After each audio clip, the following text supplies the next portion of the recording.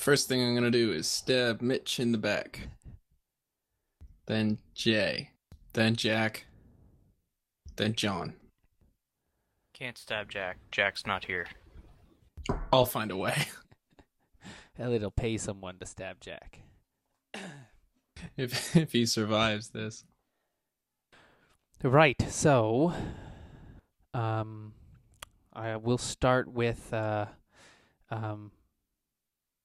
Merkatroid and Vinz and Elliott because we're right here on this map, and that was kind of the big hanger of the cliffs. And we are at where the murder was at? No, you're at the warehouse, as seen on the map. Right. Murder? I'm just trying to set off Elliott. Oh. Oh, yeah, we played one time without you, Jake, again. No. You guys. All right, so I believe that the last thing to have you guys handed over the stones, Buddy took them and gave them to a guy to go count, and then he said, grab them, and that's where we stopped. So we'll pick up right again with when he says, grab them. Sorry, it was my understanding that the dude was gonna count them in front of us, but he's like leaving? No, he'll count them in front of you then. It's the bald dude in white over here. It doesn't really matter to me, I was just wondering. We'll say that he went over to this table where that stabby-looking sailor guy is. Okay. And once there, he tipped the bag out into a black velvet lined tray and began to count the stones. But Kingfisher still says, grab them. I'll glance at Merkatroid and Vince. Does it look like they're gonna resist that? I mean, there's no reason for us to fear for our lives or anything. Like, we think we're giving him exactly what he wants. Definitely surprised. Yeah, but not, Not in a scary way. Yeah. Merkatroid knows that most people that grab him usually ends badly for them, so he's okay with it. Yeah. Right. So, Yeah, we've been grabbed before. It's NBD. perfect. Then these two giant moosey guys to the north and south of you, one steps forward to grab a hold of Merkatroid, the other one steps forward to grab a hold of Vince, and this sailor guy starts walking towards you, Elliott, looking at you, and he says, are you going to give me any trouble? I don't know. Are you worth it?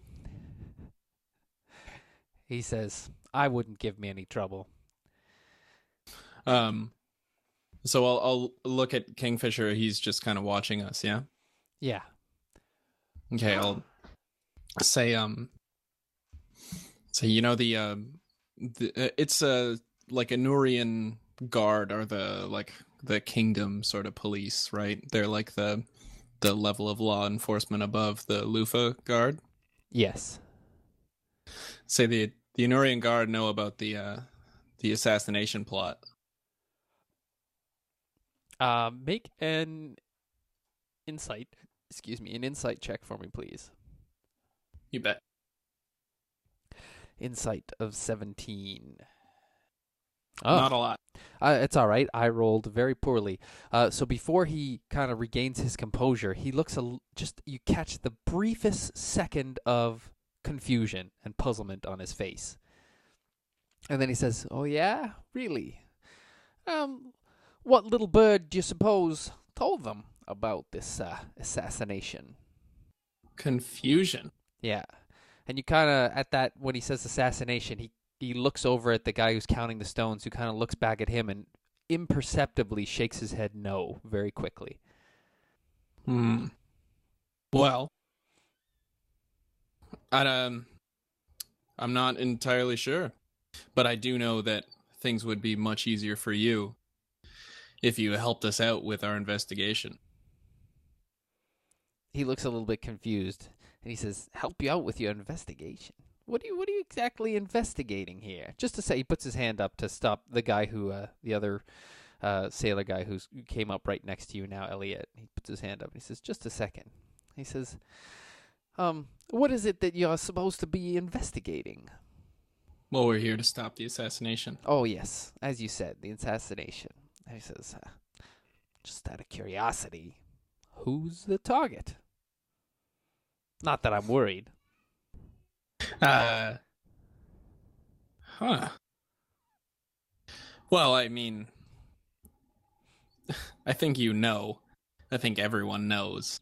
And I think that if you were to tell me everything that you do know, then we could make sure that business continues to flow as usual in Lufa for you.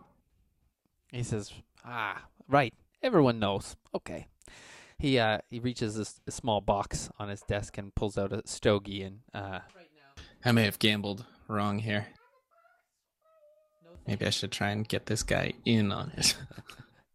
he says, everyone knows, eh? He gets the cigar and produces some fire to hang on. Fire to light it. And he says, well, everybody knows. And they should just know that I won't go down that easy.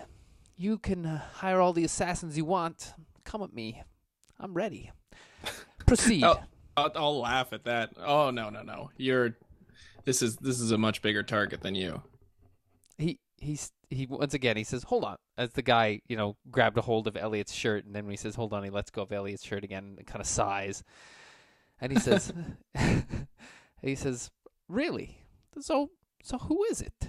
Who is the assassination? Who is the target of the assassination? Is it hang on, I wrote these down. Is it Jim Brewer? No, can't be. It's not Fagin, is he? That ginger bastard. He just kind of takes a moment and looks at you, and then looks at the Merkatroid and Vinz, and he says, "It's not the king. Can't be the king." I'll kind of look sideways at him and say, "Why don't you tell me what you know? Why don't you tell me what your relationship with Marx is?" He says, "We do business. Is it Marx? Marx is going to be assassinated, eh? Well, can't say he won't be missed." He puts the cigar in his mouth and begins the industry of lighting it, and then he proceeds to wave his hand again to the thug who puts his hands on Elliott. That's fine. Who?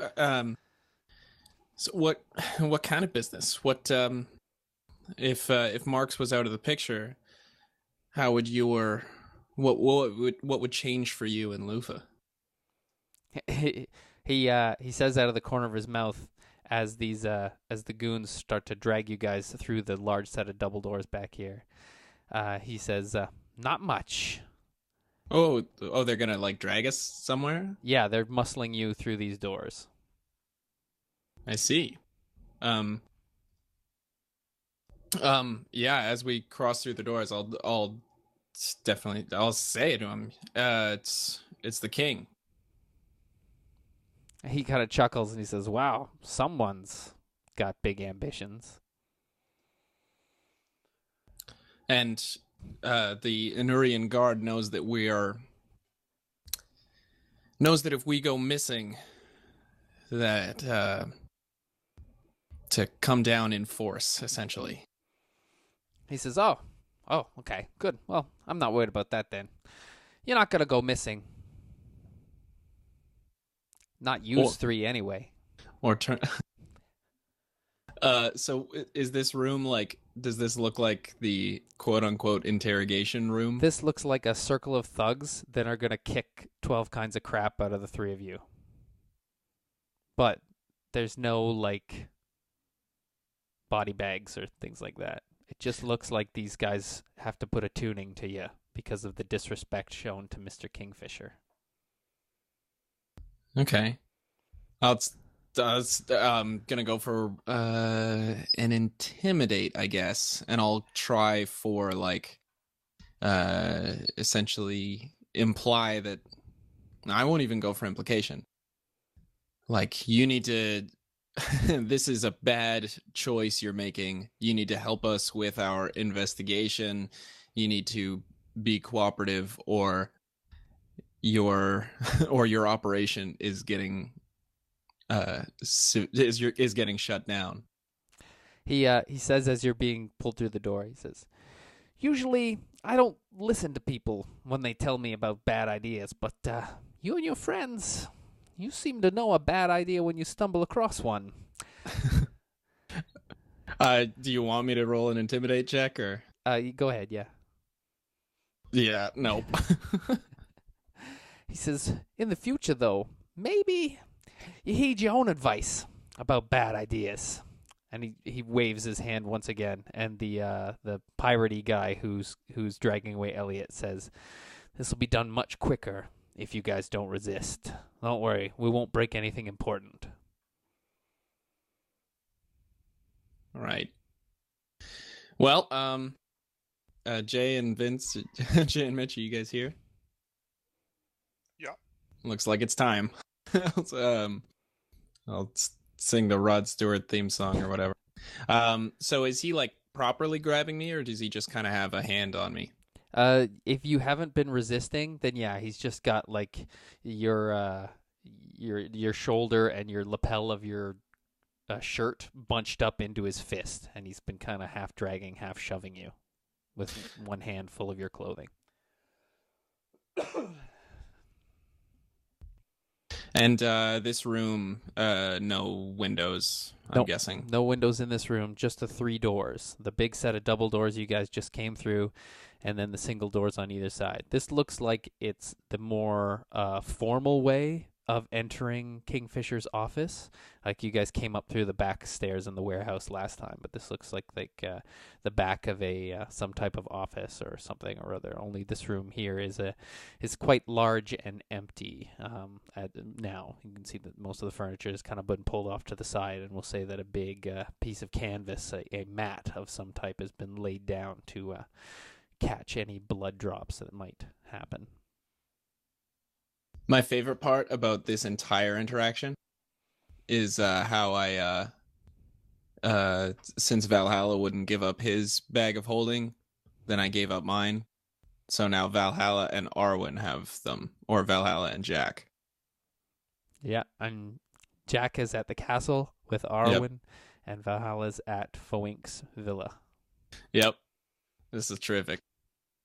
All right, well, can I go for like a quick draw on my dagger? And oh wait, who's this? What does this person look like? Just like a Yeah, that person looks like the rest of these guys are standard like wharf thugs and piratey looking dudes, but that guy is he's wearing like tight fitting cotton breeches and like a vesty shirt, and his hands and wrists are wrapped. It looks much like this picture looks like here, and you can see from the muscle definition and the scarring on his face and cauliflowering on his ear that is a person who knows his way around a fight. okay. Yeah. I'll quick draw my dagger and go for a All right, roll for do you initiative. Ooh. Don't forget, I gave you 2 bangles or buckles that give you +1 to your initiatives. I already programmed those in. Okay, cool. And 24 isn't that bad. So it'd be 16, I guess. So how are we feeling about this, Merkatroid and Vinz? We got this. Yeah. It's just like old times. Figure after a couple get their heads split open, the rest will be less likely to do anything. Yeah. Okay, Elliott, you do go first. Okay, go for positioning strike on this this dude who's grabbed me. Okay. Balls. So that's a 20 versus will. Does that hit? Ah, there they are. Yes, a 20 versus will hits. Okay, I will slide him ideally like through those double doors, and so he, collapses over the table or over that chair in front of Kingfisher. How many squares do you slide him? 3. 3, okay. 1, 2. Yeah, he gets tangled up in the chair and kind of slams into the front of Kingfisher's desk. And then I'll move. And how much damage do you do? Sorry, 8. I see it now. Oh, +9 with combat advantage, so 17 damage in total. Thank you. So So glad I get combat advantage over people who haven't acted yet. And I'll move. It's a little. So one of my I'm sure it's gonna happen anyways. I'm gonna move to here to give. I'm assuming this is giving Merkatroid combat advantage Yep. because we're not actually in squares, but we're. Yeah. Yeah. Here, hang on. I'll. The squares are kind of hard to see, but I'll make them. I'll make them a little more visible here. It's just because there are like squares on the. I could see the squares fine. It was just because there's like squares on the like image of the map as well as Yeah. and the your thug guys aren't perfectly aligned to No, the they're grid, not. but that's fine. They will Okay. be. And I'm good. All right. Vince, you're next. I'm going to teleport out of this guy Okay. to right there. Okay.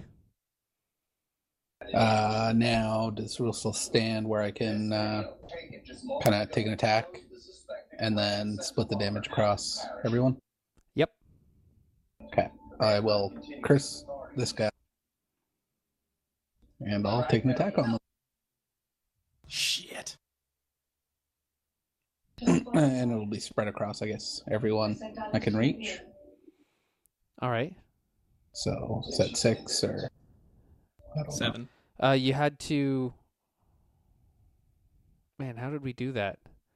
You made separate attack rolls and then divided up the damage as you went. I think that's what we were doing. Yeah, you get 1 damage roll, and you divide that damage however you want. And you have to make separate attack rolls Okay. Okay. So unless you rolled a crit. So you got the guy you cursed. Let's go counterclockwise from him. That's a hit. And which guy's the next one? Down here. That's a hit. That one's a miss. And that one's a hit. So you got 5. How would you like to divvy up your 32 points of damage? I didn't roll damage. Oh, my bad. My bad. Sorry. Go ahead. Roll your damage. Should have taken the 32. Just 15 divided by 5. 5, I guess. Yeah, that works. Okay. So 3 each? So they're not quite minions. I was hoping the off chance they No, were, they're not minions. Dinger. but I pissed them off real good. Yeah, you definitely surprised them. All right. Is that the end of your turn, Vince? Yep. All right. This guy in the with the fist wraps kind of cracks his neck and smiles like he's glad you guys did that. And then he takes 2 steps and does a leaping charge attack at Vince. I rolled 1 away from a crit fail. Does anyone want to bump it down? Got a Yeah. point. Or, yeah, if you are. I got 1 too. I think we all got one last game. Yeah. Oh yes, we Game did. before. Okay, I will spend mine for sure. All right, he wipes out and is prone. He overestimates the distance that he can leap and falls short. Oh, he doesn't land on the other side of Vince. No. Okay. All right, it's the thug's turn. So these guys, they're all just gonna pile in here on Vince and start swinging. They will align themselves to the grid. All right, bunch of people, big meaty fists, all trying to punch Vince. One of them got a crit fail, and I'm going to say he punched his buddy, so that guy doesn't get to attack. But then I got a 20 and a 22 versus your AC. Oh yeah, I got 16 AC. And then I got a 20, another 22, and a crit. Yep. So out of the 7 of them, 2 missed, so 4 hit and then 1 crit. Yikes. All right, so that is 6 and 6 is 12, and 4 is 16, and 8 is 24, and then a crit on top of that is another 10. So 34 points of damage as you're just pummeled by fists from 7 different directions. Ouch. Bloodied. Merkatroid, your turn. Can I look at Vince and tell him to teleport me? into the fray, Yep. and I'll hold my action to do some smashing when I teleport. It has to be at my turn, right? Yeah. Okay. All right. Then it becomes these piratey guys' turns. And I guess this one's going to close up here to attack Merkatroid. We'll say he's in that square. This one's going to move to here. And this one's going to move to here. And they're both going to produce hand crossbows. Ugh. This guy's going to move to here. This guy's going to move to here. And they're both going to produce hand crossbows. And these two guys are going to step over to there and also whip out some hand crossbows. So first guy who's going to try and stab Merkatroid with his dagger, he got a 24 versus AC, so he missed. Now the two crossbow guys that are shooting at Merkatroid both missed. Two crossbow guys shooting at Elliott. I got very bad 16 and 15 versus your AC. And two crossbow guys shooting at Vince. One of them got a crit fail and broke his crossbow, and the other one got a 14 versus AC. That was really bad rolling on the crossbow guys. This guy over here stops what he's doing, runs over to here, and closes the big double doors. You can hear Kingfisher yelling. Elliott, your turn. Okay. Do I get combat advantage on both these guys? Like the ones in between Vince and I and Merkatroid? Yes, you get combat advantage against this guy who's between you and Merkatroid, and this guy who's between you and Vince. Okay, I will sly flourish that dude. That's a crit. Nice. All right, so that's a shitload of damage. 8 plus 8 plus so 16 plus 6 plus 2d6. Ooh. So 6, 20, 22, that's 30 points of damage to that dude. Grody. All right. You Yeah. slam him deep into his unprotected side with the bloodsteel dagger, and blood flows readily and easily. He kind of bends over and looks over at you, and you can see that he didn't like that very much at all. But he's still standing. Japers, 30 points of damage, and he's still up. But he's definitely bloodied. Gotcha. You said he was like keeled over, so is he like on a knee? No, he's still standing. He's just, if he was holding anything, he's not now because both hands are holding onto his side as he's kind of bent over and not looking very happy. Gotcha. I'm going to shift to here, and that makes me adjacent to 5 enemies, I believe. Yep. Which is a bump point for me. Nice one. Cool. I have to re-roll some. Okay, and I guess that's it for me. All right. Swap places with Merkatroid. Whoa. Okay. And I think I'll do the second wind. That hurt pretty bad. I've got potions too, if you need some. Okay. Actually, I'll just attack the guy in front of me. Okay. Yeah, that's a hit. 13. No, it's a crit. You do. Oh no, never mind. 25 is not a crit for you. No, that's like one away from a crit fail for him. Yeah. So does my held attack go off now? Smash anyone? Your which one? I'd held my attack till I got teleported. Ah, yeah, it can definitely happen after Vince.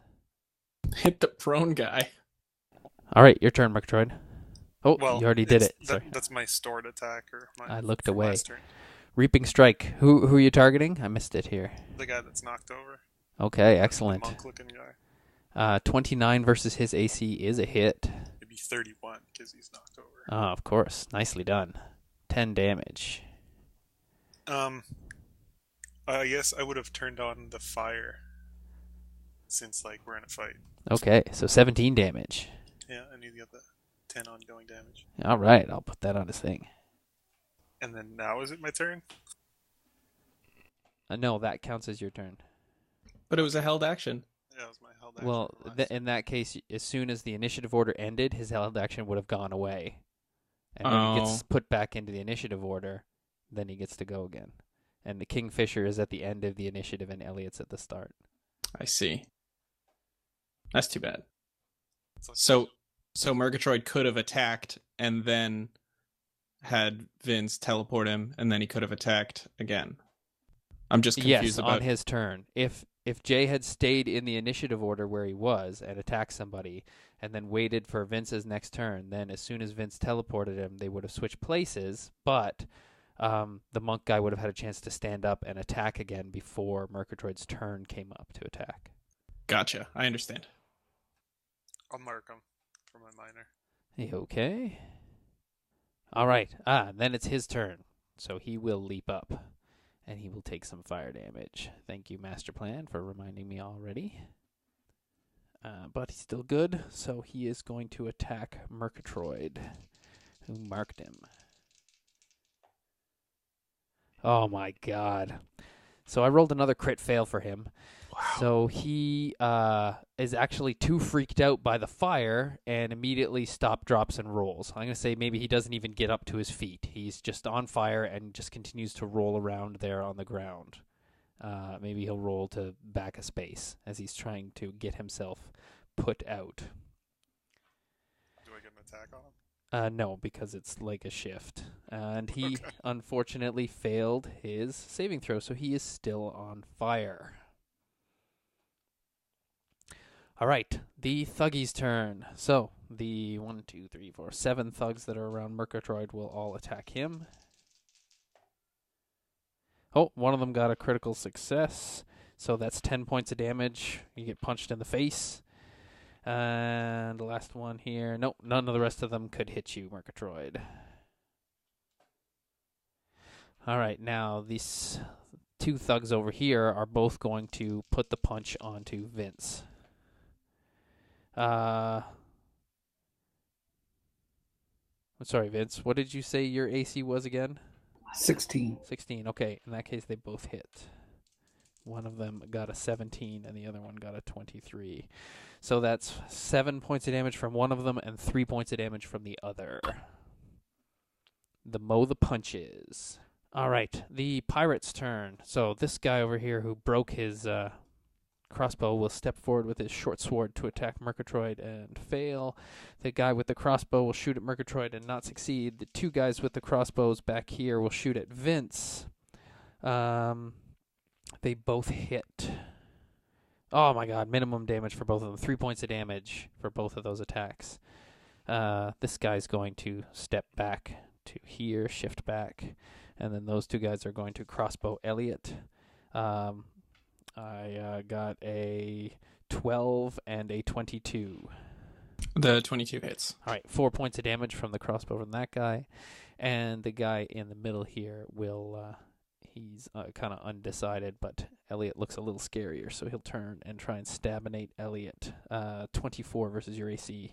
That's a hit. 7 points of damage from his short sword. Okay. All right, we're back up to Elliott. Vince, do you need a potion? Oh, yeah. Okay. I'm trying to decide whether to put the offense on the big scary guy because he's prone right now. No, Vince comes first. I will bait and switch with this pirate. Does a 26 versus 26. Will. Yeah, that hits as well. For 21 damage. Wowzers. Yeah. Max damage, nice. So we swap places. And then can I, before I slide, use my... It's a standard to like feed someone else a potion, right? But a minor to just pass one? Yeah. Okay, well, I'll pass Vince a potion, and then I will slide. I'm trying to decide where to. I like that, but I kind of want to give Merkatroid some combat advantage without giving these guys combat advantage. You know what? Yeah. Can I slide through this guy's square? Yeah, you can slide like that. That's fine. Okay, so I want to end here, and Technically, you're not giving Merkatroid any combat advantage from that square. oh, I'm not. No, because they have to be directly I'd adjacent. have to be here. Yeah. Okay, then I'll end here.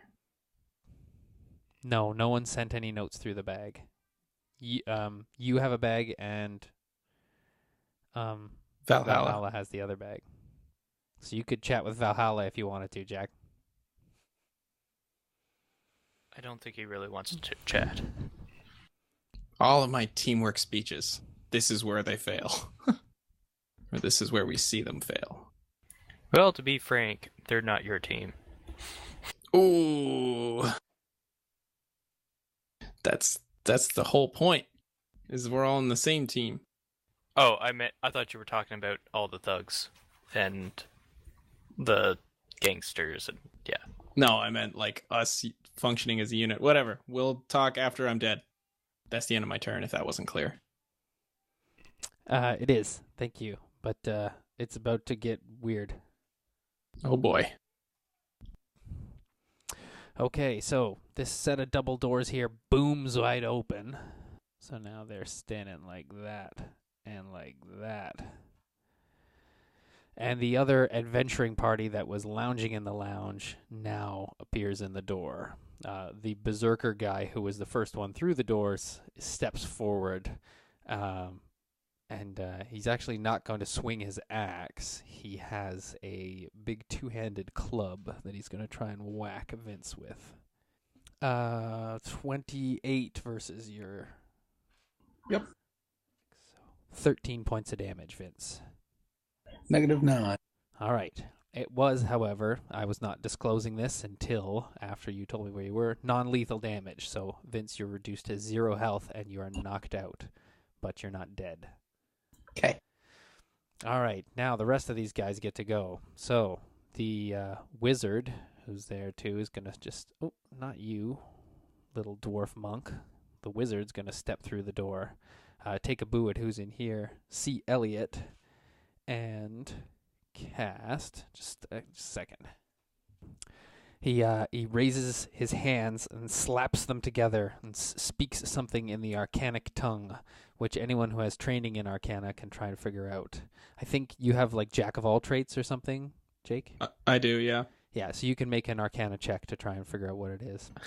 12. Unfortunately, you do not figure out what it is. All right. He's casting some mumbo jumbo. Some bad juju. Does an 18 hit your will? Yes. Then you are slowed. Merd. This guy is also slowed. This guy is also slowed. This guy is also slowed. This guy is also slowed. And this guy is also slowed. All right. The other, this guy, I guess he's just going to peek his head through the door, but he's not going to do anything. Who's left here? This swashbuckler type guy is going to step through, licking his chops with his bladed, curved longsword in his hands. I guess he's going to run right up to Elliott and try to attack Elliott. Does a 25 hit your will, Elliott? Yep. Then you are completely outfoxed by his attack. It's not an attack, it's a feint. You put your sword up to block, but you've left yourself wide open. So he gets combat advantage on his next attacks against you. And the last guy is this little dwarven monk who's just going to step through and stand here with his arms crossed over his chest, looking kind of upset that he didn't get to finish his beer. Oh, I forgot about their thief, too, their rogue. He steps in just behind the monk, and he doesn't know what to think either. Vince, your turn. You're unconscious. Merkatroid, your turn. Alright, I'm seeing that Vince went down. Yeah. I'm gonna Rhino charge, which lets me blow past guys without taking opportunity attacks. Yes, I remember. I thought there was a little icon with Zeds over it for sleeping. Oh well. Can I run to the corner and hit the wizard? Yep, you sure can. As long as it's in your move. Yeah. A 26 versus AC hits his AC. Nice one. 17 plus 6, 23 points of damage. He's on fire. And he's on fire. All right, I'll add the. I will use an action point and then reaping strike him. Okay, let her rip. Yep, that hits.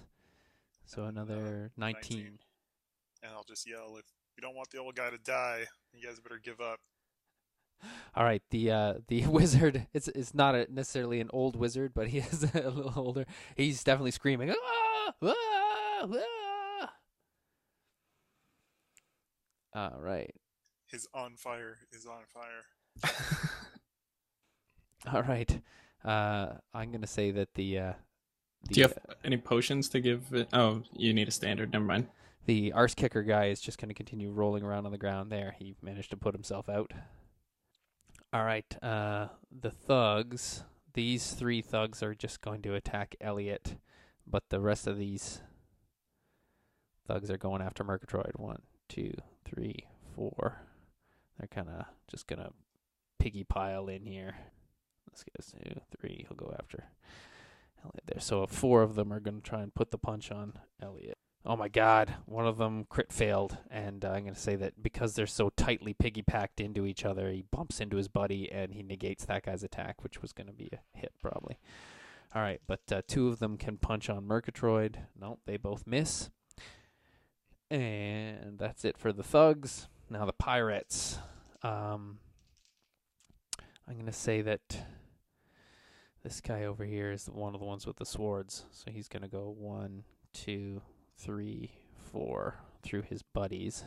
And he's going to stabinate Elliott. So one of them can try and stab. So that's a 23 versus your AC, Elliott. That's a hit. 6 points of damage from his short sword. And the ones with crossbows are going to take steps back when they start to see how crazy that dwarf was as he just cruised through there and knocked everybody down. And they are going to, I guess these 2 down here are going to shoot at Elliott, but the other 2, they're shooting through too many allies, so they're not going to risk it. I got a miss and a 24 versus your AC, Elliott. Hit. 6 points of damage from the crossbow bolt. The accountant guy, once again, no, I guess you just kind of out of the corner of your eye, you see him run across the office and out into the sitting area. 1, 2. And you can hear, through all the sounds of these guys shouting and grunting and everything like that, you can hear Kingfisher yelling to his to the other thugs and guys that were in the party to get their asses over here. Elliott, your turn. Okay. Slowed. I am at half my movement rate. No, your movement rate is 2. 2. Okay. Well. Would that carry over for my powers that allow me to slide certain distances? Yes. Anything that you can use to move is just reduced to 2. Okay. And you can't sprint or anything to go up on that. So. Gotcha. Is it save ends? Yep. Okay. I'm gonna riposte strike the dude who hit me with the feint. Okie doke. That's a 26 versus AC. That is a hit. Awesome. Okay, so 10 points of damage, and I get an interrupt attack when he starts to attack. Beauty. And I will shift to there. And I'll neck a potion, Okay. which cures my. Oh no, I'll do a different one. Alrighty. Okay. Make your saving throw, please. Just Constitution. No, it's a straight D20 Oh, just 20? roll. I can never remember that. Nice. Excellent. Yeah, that ends this load. Cool. All right, that's it for me.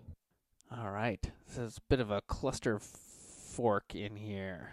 This guy's going to slip through because he can move through friendly squares and go to over there. The crazy swashbuckler guy is going to turn and return fire on Elliott. Okay, so Get an attack. well, I don't have a macro for that. Hold on. 15 versus AC. That's a miss. I got one Dang it. away from a critical success. Do you guys want to bump him up to a crit? Yes. All right, so that will be 17 points of damage from his viciously curved longsword. Ouch. And the little dwarven monk-type guy with the shaved head will step forward and attempt to punch you in the gonads, Elliott. 20 versus your AC. Oh, that's I don't suppose I can know if it looks like a daily attack or something. No, it is. You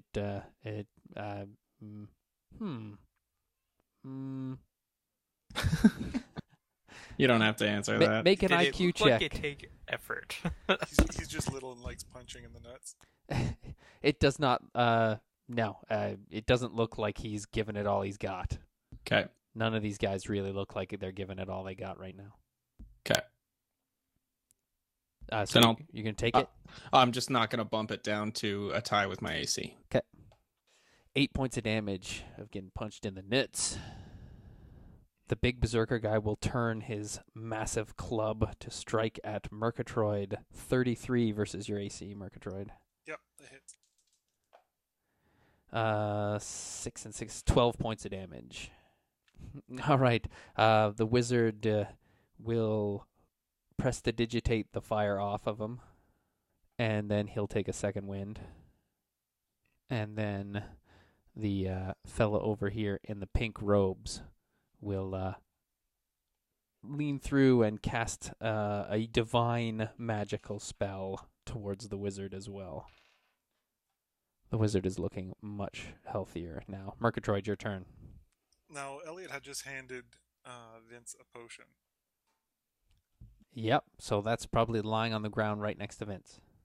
Can I just, what type of action to just pour it in his mouth? Minor to scoop it up, standard to feed it to him.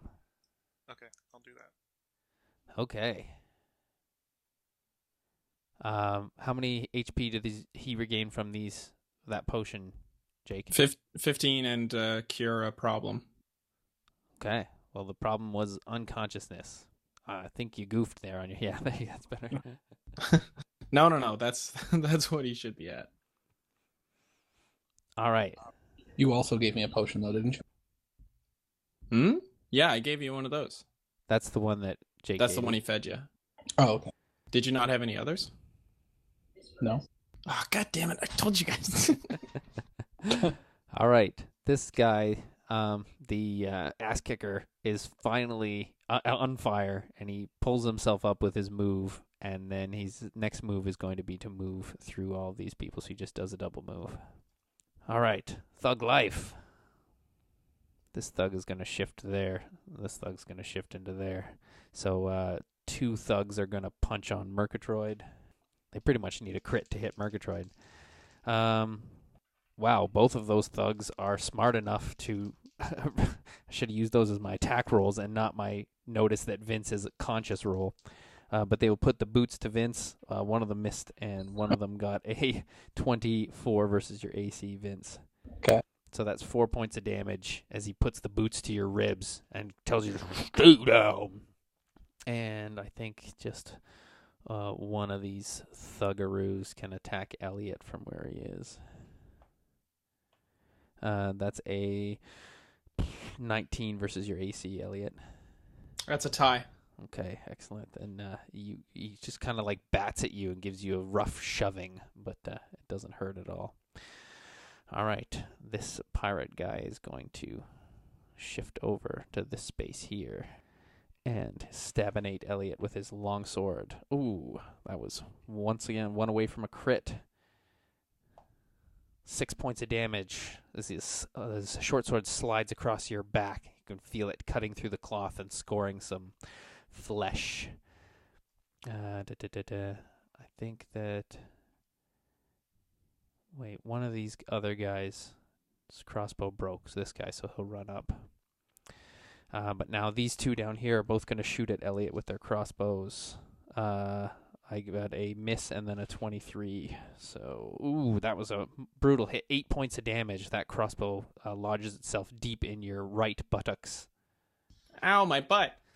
And that's it. The other two guys that's way too much of a melee for them to shoot into. You can hear Kingfisher bellowing still and whatnot. Elliott, your turn. 1 second. Okay, I'm gonna run for this door. I just want to put my shoulder into it. I'm assuming I get attacks of opportunity. Hang on a second. I zoomed away for a second to grab people and move them around. Zooming back in.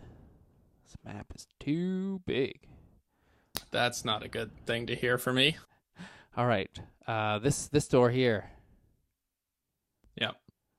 Yeah. Yeah, okay, yeah. You throw your shoulder into it, and it is open. Awesome. Here, let me... All right, it opens to a small metal... I guess it wouldn't be metal. It'd be wooden staircase that leads down in an alleyway. You see there are 2 goons in this alleyway. Like an alleyway, like outside? Oh, yeah. I'm gonna shout back, outside is this way. And how high up is it? Can I like vault over the railing with some distance? Yeah, it's 1 story to the ground. Perfect. So I will use that square, this square, and the next square to do like a jump. Like I want to clear over these guys and just hoof it out of here. There, I'm gonna say that the areas that you can see is like open areas, and the areas that are dark is buildings. Gotcha. Oh, yeah, I wonder. Okay, I'm gonna vault over. No, I'm just gonna hoof it. Okay, so I'm gonna. You need like an athletics or an acrobatics check to jump over these guys. If you're gonna try and clear them, that'll be acrobatics. Yes. Yeah, acrobatics. 22. Excellent. Yeah, you vault over, and it's just 1 story down. So with that successful acrobatics roll, you land unhurt in the square you want. Do I know which way of these alleys leads like to the wharf? Like I want to essentially run to Foinks. Make an IQ check for me, please. DC 15. Nice. Beauty, yes. You know that this way to the northwest is down towards the wharf, and what would be here south, and then southerly direction on this map is the way to Foinks. All right, I'm doing that. Okay. So I'll land there. I have 1, 2, 3, and I'll just double move and sprint. Okay, if you land there and then sprint from there, he's going to take a swipe at your back as you're fleeing. Nope, 16 versus your AC. And just running as fast as I can. Is the palace closer than Foinks?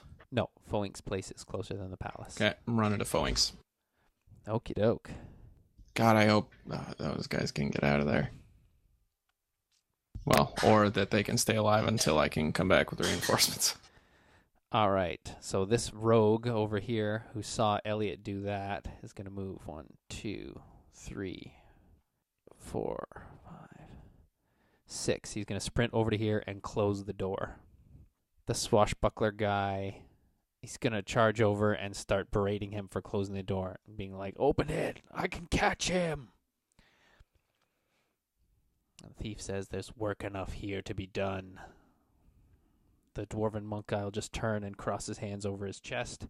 The big berserker guy will rear up with his club again. I'm going to say this time he snugs both hands closer together at the very bottom of the hilt and drives it forward like a battering ram straight into Merkatroid's chest. And that is only a 26, unfortunately. Merkatroid, your wonderful dwarven armor has saved you from a cacophonous blow from this thing, so you're only going to take half damage. 22 and 6 is 28. Half of 28 is... So 14 points of damage, Merkatroid. And you don't suffer any other effects, fortunately for you, unfortunately for him. The mage wizard guy is going to cast shield on himself, raising his AC. And I'm going to say the weird red-robed cleric guy is going to cast something on Merkatroid. Did the mage cast beside me? Don't I get to smack him? He didn't cast an offensive spell. He cast a okay. defensive spell, so it doesn't incur opportunity attacks. Okay, no problem. But you're 100% right to remind me, and usually that would be the case. The cleric guy targets your will for a 22 versus your will. Jay? Yeah, that's a hit. All right, you are, I guess it's the evil equivalent of astral sealed, so it -2 to all of your defenses until the end of his next turn. Your turn, Merkatroid. I'm gonna yell to Vince that we need to get the hell out of here. And I can run through friendlies, right? Yep. Can I, run over Vince and grab his hand and then start trying to plow through the other guys with my shield Yes. towards the door? But you'll have to grab Vince's hand with your shield hand because your other hand has diplomacy in it, so you won't be able to use your shield charge stuff. Okay, that's fine. I'll charge with my hammer out on fire. Okay. Make an intimidate check for me. 24. So yeah, all of these, all of the moosey thugs kind of take a step back as you charge forward with your flaming hammer. But the barbarian guy and show me how far you're running, because the barbarian guy's gonna take a poke at you. Yeah, he can take a poke. I'm just trying to get to the door, so I'm gonna do whatever I need to roll to try to plow through the mud. Okay. Oh, I didn't put Vince back into the initiative order. I'm gonna put you back in right now, Vince. Okay. You're going right after Merkatroid, so you can. We'll say that if you want to, you can just follow Merkatroid, let him pull you to your feet, and follow him. Can do. So you go ahead and move as far as you want to move, Merkatroid. Yes. Can I just go through the dwarf? If we make it out of this. Ooh, that's an interesting one. So what's going to happen in that case is you run up to the dwarven monk guy, and he's going to try and make an attack against you. It's going to be, an attack versus your fortitude. Okay. I rolled a crit fail. So he steps right aside like he's being very polite and allows you to pass completely unmolested. Okay, I'll give him the nod. Vince, you can just follow Merkatroid right there if you want. Oh, and the barbarian guy takes a swing at Merkatroid. Oh my god. He rolled a crit fail. So he overswings and smashes into the wizard, who fortunately had his energy shield up. And so there's a crackling of energy as this mighty mallet slams into the wizard's magic defenses. I'm going to give him a nod too. My neck's going to be sore. That's back-to-back crit fails with the bad guys. It's Okay. hard being polite as a dwarf. All right, so that was just 1, 2, 3 squares of movement for you, Merkatroid. And then I can't go diagonal into this door square, right? No, It's unfortunately closed. not. Okay, well, I'll try to bump into... This guy, the swashbuckler guy? Yeah. All right. Pinball off him. Ricochet. All right. He for that, it'll be a... I guess it'd be like a bull rush. So if you can successfully bull rush him, you'll push him away. So that is your strength versus his fortitude. No, unfortunately not. He's got his back foot planted, and his legs are strong and sturdy from years of being on board ships. He does a cross-block guard with his sword and knocks diplomacy aside, so you're halted in that square. That's okay. We're much closer than we were. That is true. Vince, your turn. So you used your movement to follow Merkatroid to there, so you can't move anymore. Okay, I will second wind. Okay. Oh, you already second winded in this fight. Oh, Yeah, remember? You teleported and second winded right away. You can only second wind once per He encounter. I was going to. but he didn't. He attacked Yeah. instead. Oh, I forgot. It's like, I don't need to. My bad. Good thing that you guys remembered. So yes, you can go ahead and use your second wind. Oh, I forgot to. I'll do that on this turn.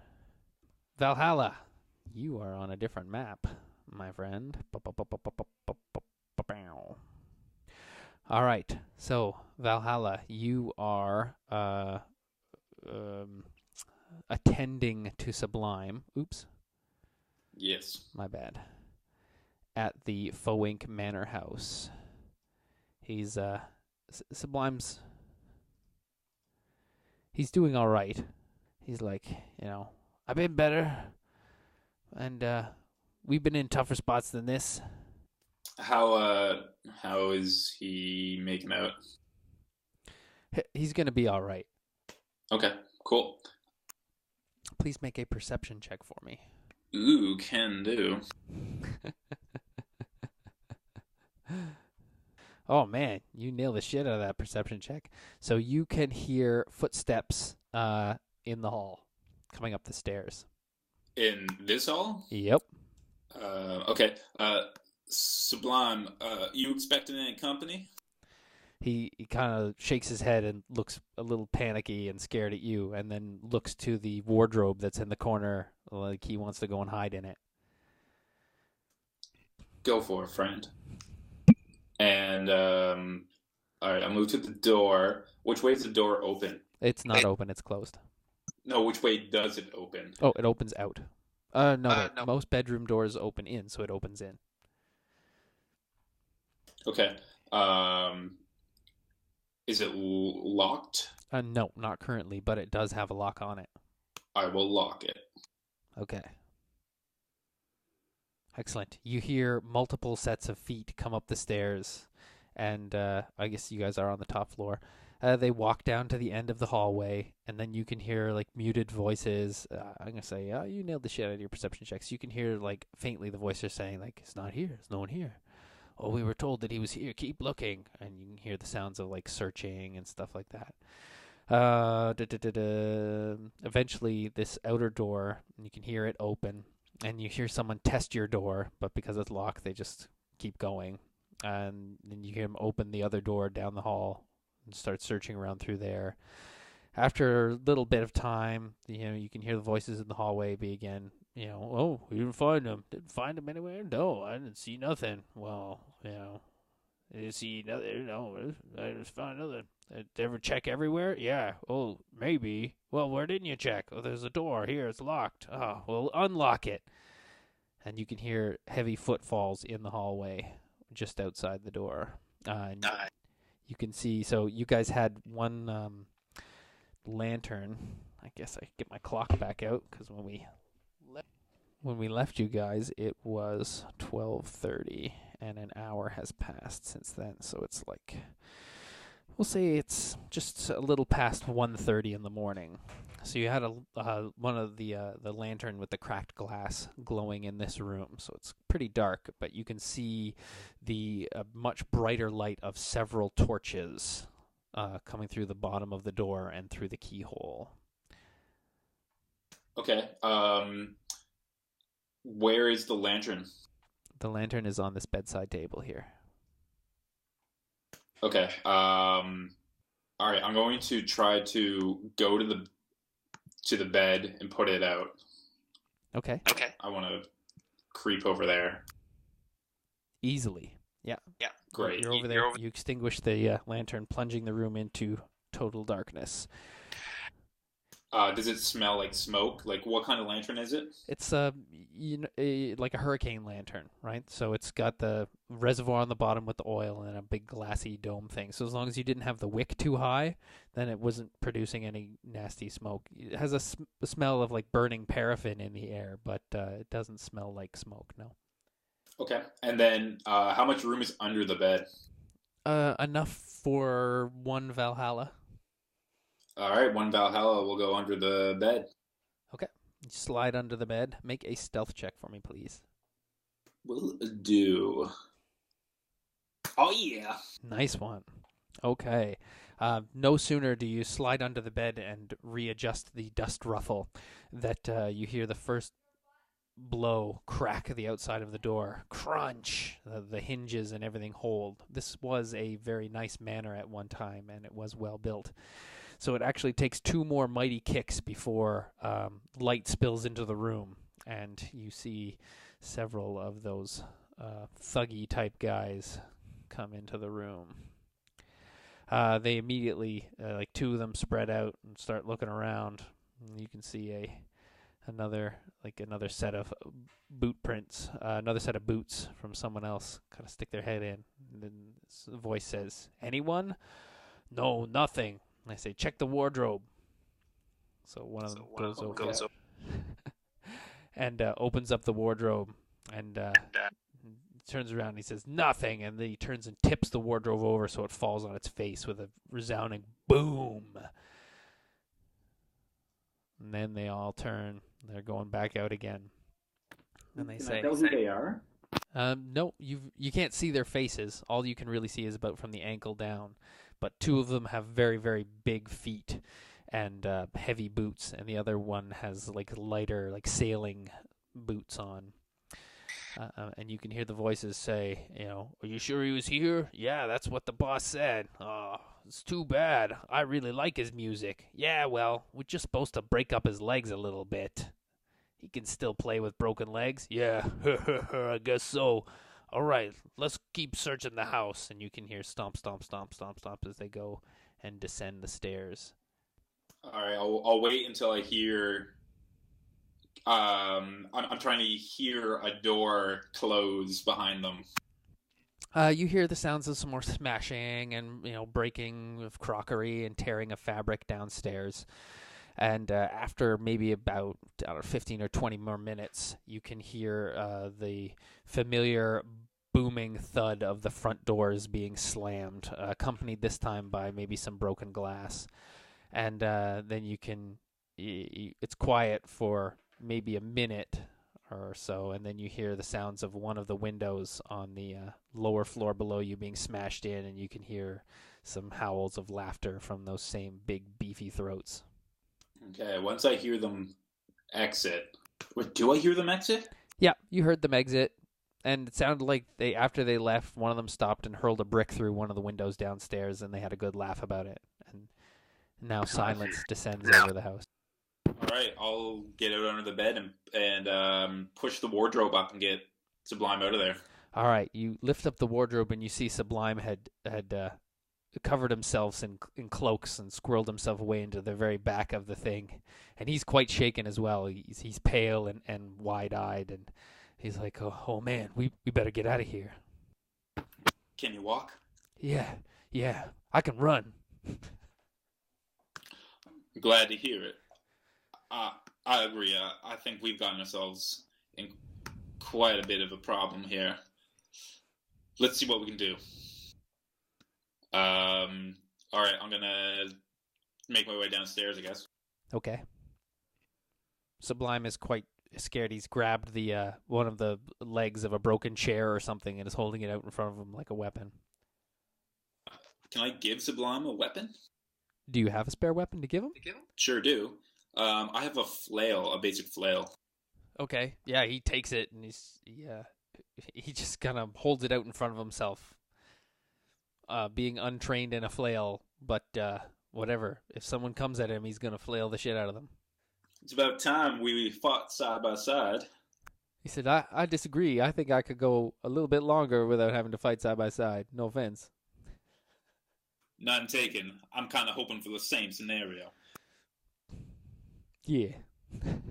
All right. All right. Are you going to exit the front doors, or are you going to exit the back door of the villa? Where did it sound like they came or went to? It sounded like they exited the front doors.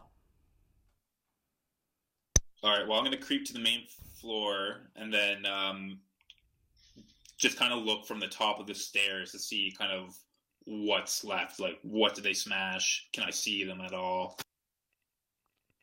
Okay.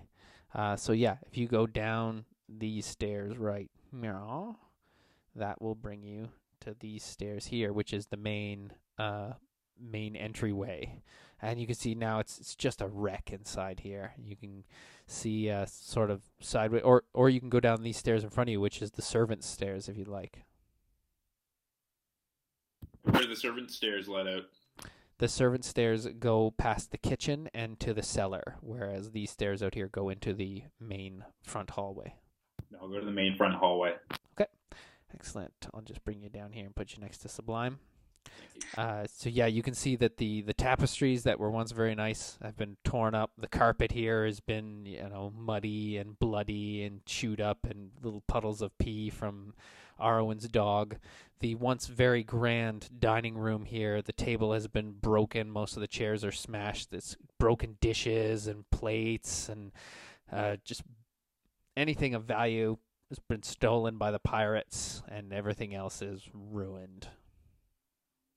The house looks disastrous. You remember back to the first time you came here, which was over a year ago now, on your way north to take the rods to the Mountain of Golden Fire. And, a little moment of sadness creeps across you. This was once a very lovely house, and it was, Fawink may not have been a great guy, but he did right by you guys. He let you stay here and fed you and took care of you and showed you around Loof a little bit, and That's the king? No, Fawink is Dante's uncle. Right. Right, my encounter with him was very brief, but I do remember. Yeah, but essentially, this was once a very, very nice house, and 1 week in the possession of the Rod Stewarts, and now it's just a wreck. Well, I'm going to guess that the return of the Black Stones did not go as well as it should have. What would give you that impression? All right, so you know that through this door here is a long, narrow hallway that has a back door which lets out into the back kind of garden area, which you can easily escape the house, or you can go this way and go through the front doors. Also, I think if you'd like... nope, there is no exit through the basement. So yeah, that's the only two ways out of the house via a door. There are, however, lots of windows you can see here on the ground floor, most of which have been smashed out. Okay, I will... Well, I want to go over here and kind of peek around the corner to see if I can see them waiting outside or anything like that. Make a perception check for me, please. Okay. No, the street looks clear. Okay, and then I will go out the back doors. Okay. Beauty. Sublime follows you out into the very dark, cool night. Ooh, wait a minute. We can see just how dark it is. Ooh. I'll check my groovy calendar here. What's that? Oh. Right. I printed off a calendar to track what day it is for you guys. And it is actually, it has a lunar cycle on the calendar. It's really, really sweet. And tonight is the night of the full moon, so there is no moon, and which makes it quite dark out, especially here in the back garden away from the streets. So you and Sublime have to move cautiously in order to avoid stepping in piles of amicus crap or barking your shins on the destroyed furniture and things that were out here, as well as low stone planters. And there once was a very nice stone barbecue kind of laid out here, but now it has been ruined. Who has the other bag of holding? Jack. All right, I'll slip him a message. I thought you were going to say, I slip him some dog poo. I'll slip him a message saying, "Where's the party?" ? Or no, not party. Like, not that kind of party. I know. It was just, that was perfect. it was just very Valhalla Kazam. Yeah, I was gonna interpret it to Jack as you receive a note that says, "Hey, where's the party?" Jack would, of course, respond, "At castle. Party's always at castle." What's going on? We got thugs on our tail. It takes you a second to read these, Jack, as though the person who's writing them is writing it in the complete blackness. and some of the scrawls are going over top of. You guys have maybe about half a dozen pieces of paper in the bag that you've been using to pass notes back and forth, but you haven't really replenished it recently, so you're just kind of writing in the margins or around other notes that have already been written and flipped it over. So after a little bit, you're like, oh, okay, there it is. Oh, this one says what's going on. Jack, don't know what you talking about. Do you need help? Jack will come. Tell me where. I don't know, Sublime. What do we want to do? We got Jack at the castle, but I don't even know if that's a safer option. Sublime is just, he's wide-eyed and he's staring around. He's like, yeah, man, I'm not from here. I don't know. Everywhere seems like danger. Last time we were through here, they checked out the dwarves that are down below, and that was a bad scene. I mean, we could try and just get the hell out of Dodge. We'd have to go back to the palace though, and get our stuff. Maybe we can, borrow some horses from the king. He seems pretty cool. All right, I'll send a message to Jack and says, "Is everyone with you?" ? No, just Arwen. Oh, Jesus. Yeah, your two most favoriteest people. Yeah. Where is everyone else? I'll scratch out anyone and put everyone else. At meeting with guy we ticked off. Why does he have the bag of holding? Alright. Well. Alright, I'll send a message to Jack. I think he's in danger. I think they're in danger. I think you should go lend a hand. Johnny, am I at the castle now? Yes. You and The king's Arwen there? went back with the king, yep. Can I see if I can borrow like 5 guards to go with me to go rendezvous with the crew at the warehouse or place they were at? The king is king says, yeah, I mean, I guess so, but see, you guys are supposed to be big tough adventurers.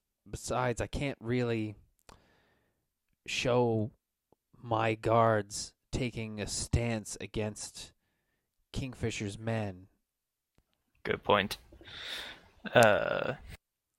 We're not even supposed to go down by the Blue Heron warehouse, right? It's kind of, considered Agreement, yes. his area. We can send some guys to hang out in the streets near there, and if something starts to go down, they can come and check it out. But I can't have my palace guards knocking on his door. I understand. Arwen, stay here. Jack is going to go do something potentially stupid. Yay! He says, do you think they're in trouble? Do you think Elliott's in trouble? I won't know until Jack does something potentially stupid. He says, just give me a second. He runs out of the room, and after a couple minutes, he comes back with a small wooden box, and he opens it up, and it has 3 vials inside. And he said, "Here's some healing potions in case they're really hurt." He says, "This is the good shit. This is the royal preserve, the royal brew." Okay, I've written that down on my note sheet. Alright, I'm heading out to go potentially rescue them. Okay. Do you send a further message back to Valhalla?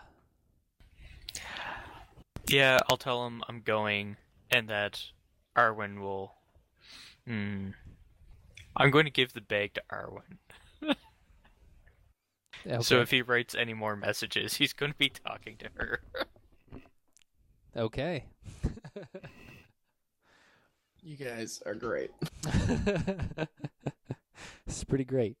All right, Valhalla. So Jack's last message was, I'm going to see if they need help.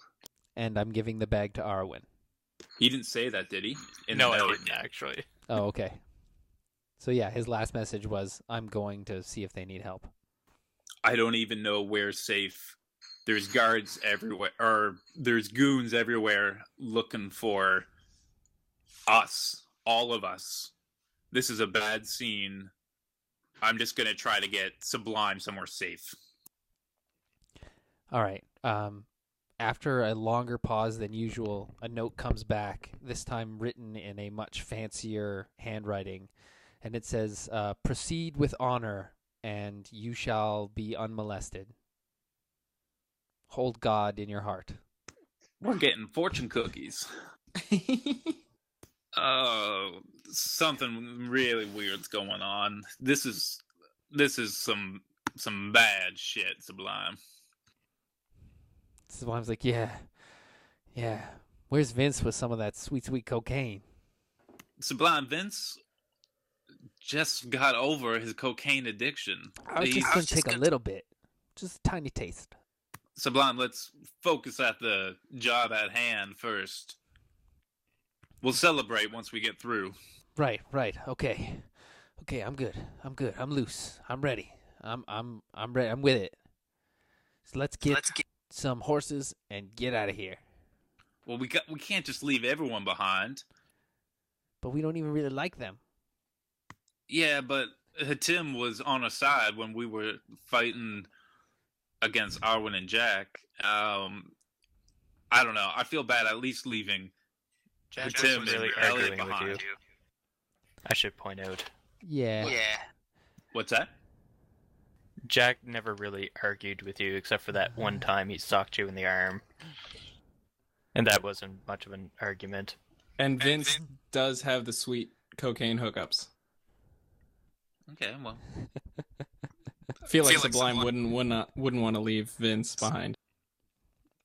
But Jack, I mean, Jack's a Minotaur, yeah.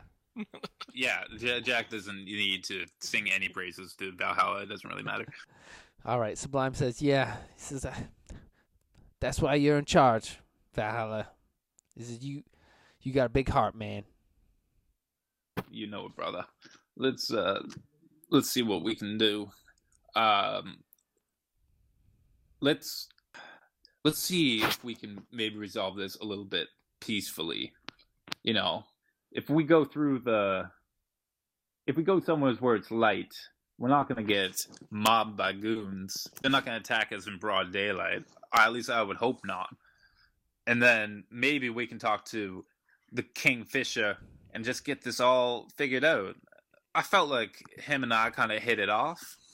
He says, yeah, you the man, Valhalla, but, I didn't get to see that guy too much, but he seems like the kind of guy that you don't really get to hit it off with, ever. Oh, I agree, but maybe we can come to some sort of agreement to at least let a few of us walk peacefully. That was the original plan. Yeah. Let's just get out of here, and we'll creep to like the side of the house and see if there's anywhere that's illuminated. If there's any street light or lanterns or anything. All right, so once again, taking your time, picking your way through the darkened alleyway behind the house here, being extra careful not to step in any of the strikingly large piles of dog crap that wolfhound leaves behind. You creep your way up here to the front alleyway of the house, and you look out into the street. Make another perception check for me, please. Excellent. So this time, I'm going to say that they're a little more careless. You can see an alleyway across the street, the faint reddish glow of a match being struck and lighting a cigarette, and then it just turns into that little glowing cherry light. But it briefly illuminates the two goons that are camped out there, obviously watching the house to see if anyone emerges. Okay. Is there another way around? Yeah, it's a street, right? Here, quickly draw. So if this is the house, you guys are in a bit of an alleyway there, and the street goes. Oh, come on.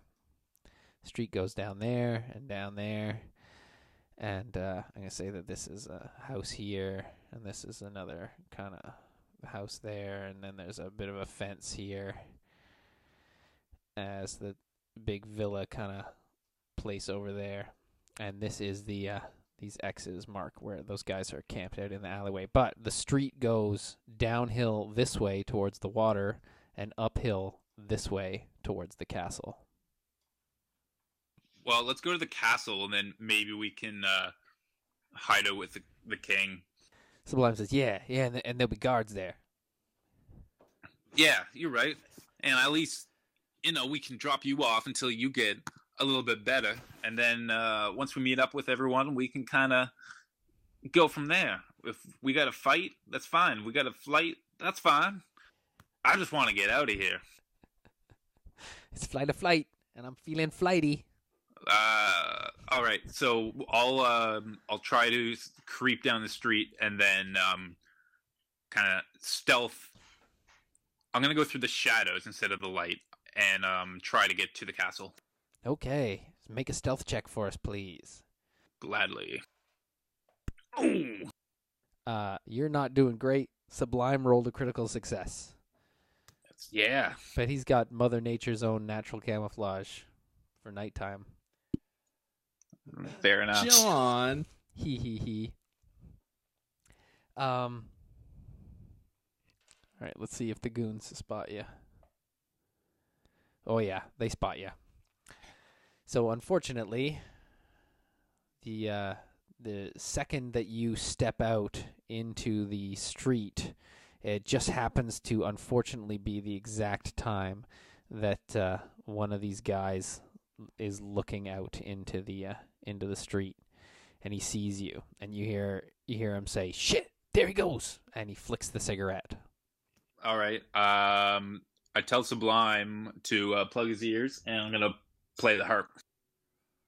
Oh, okay, yeah.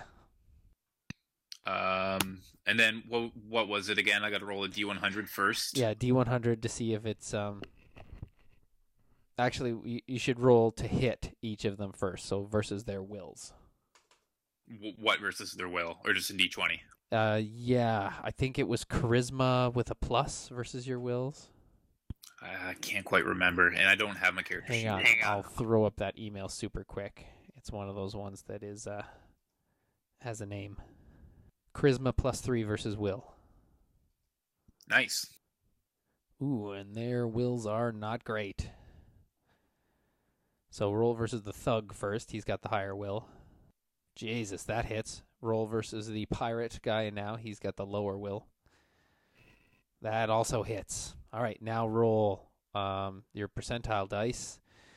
And it's under 50% is charm, over 50% is frenzy. Can you just roll a D2 then? Yeah, I guess. Flip a coin. Oh, yeah. Excellent. So they they take a couple steps forward, but then are halted in their tracks by the enchanting tune you're plucking out on the harp. Great. How long does this last for, if you have the email open? It lasts for as long as you play. Sustain minor, but you have to keep playing, which means both hands are busy. Okay, we'll keep playing.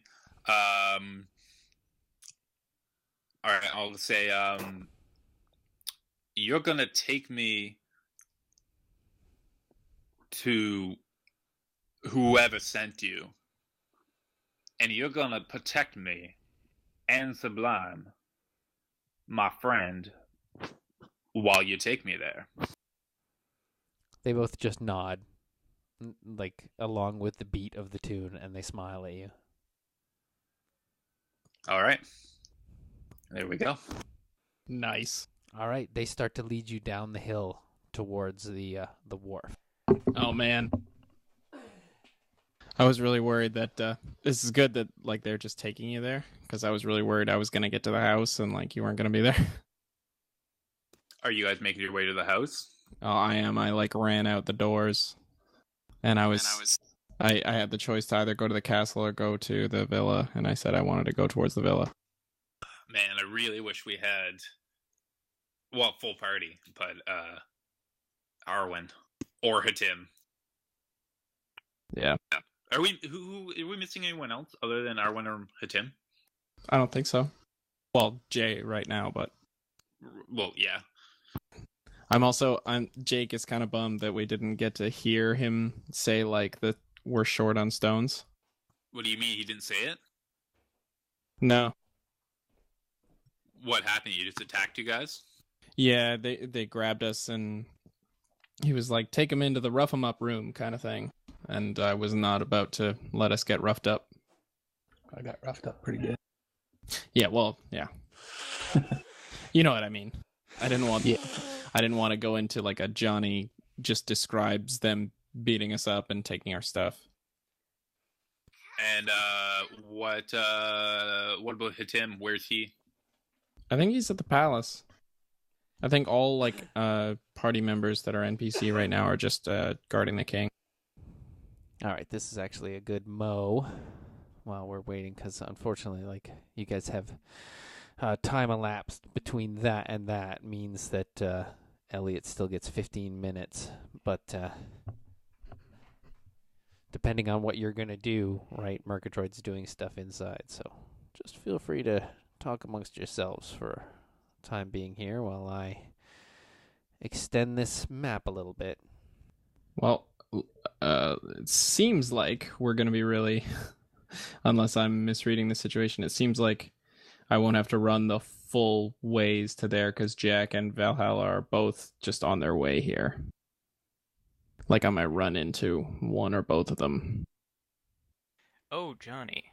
Something I wanted to talk to you about. Okay. About the Raven Queen there.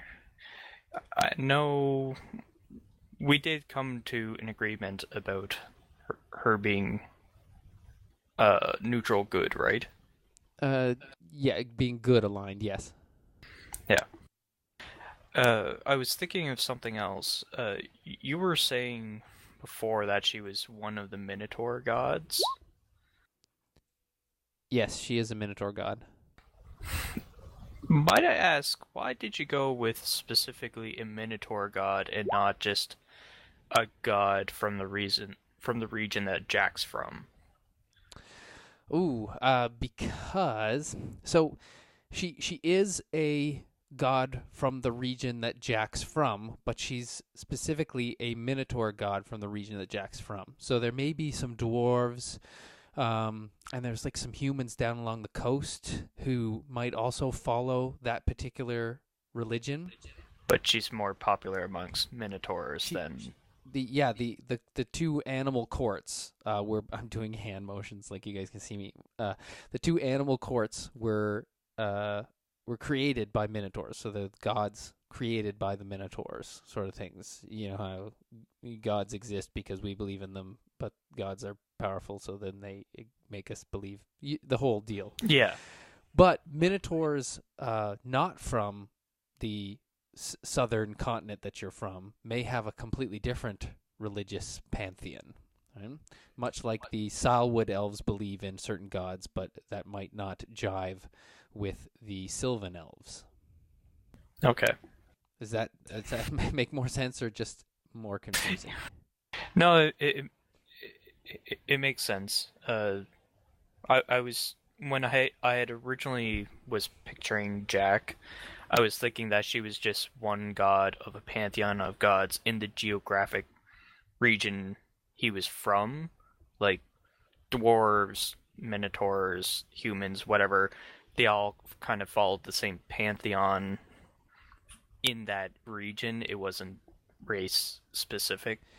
It was almost like the Greek gods, where it was an area, not necessarily a specific group. Yes and yes, right? It is area specific, but it is also group specific, right? So, excellent. Yeah. Back just in time. So, like the Greek gods, but the the surrounding countrysides, like It's not Yeah. as narrow as Greece, but it's more like Greece and Rome and Egypt and Persia and so on. That make yeah, more sense? and they all believe in different gods. So the Goths knew about Greek gods, and some of the Goths maybe even followed the Greek gods, but they were definitely created by the Minotaurs and more fervently Mumble followed. cutout? Oh, sorry, I let go of the trigger button. They were created by the Minotaurs, but more fervently followed by the Minotaurs. If that makes any sense. Yep, it does. Okay, good. All right, I'm just going to go ahead and reveal everything on this map now, because why not? GDM bears it all. You just The made root beer. Illuminati's after us. You just made root beer come out my nose, Graham. That's what I live for. All right, so Jesus, this is a big map. yeah, maybe too big. I found some great city street maps, as you can see here. Yeah, no kidding. All right. Holy shit! I didn't realize there was like a whole. I'm trying not to say a whole nother, but a whole nother map, like a whole city. Yeah, so It's like people live here. it's true, and this is just a small part of the city. So disregard this this compass rose here. This compass rose here. Disregard that. That's not the way. North is actually that way. So the top of this map is the waterfront. All right, so I believe that inside it was Vince's turn.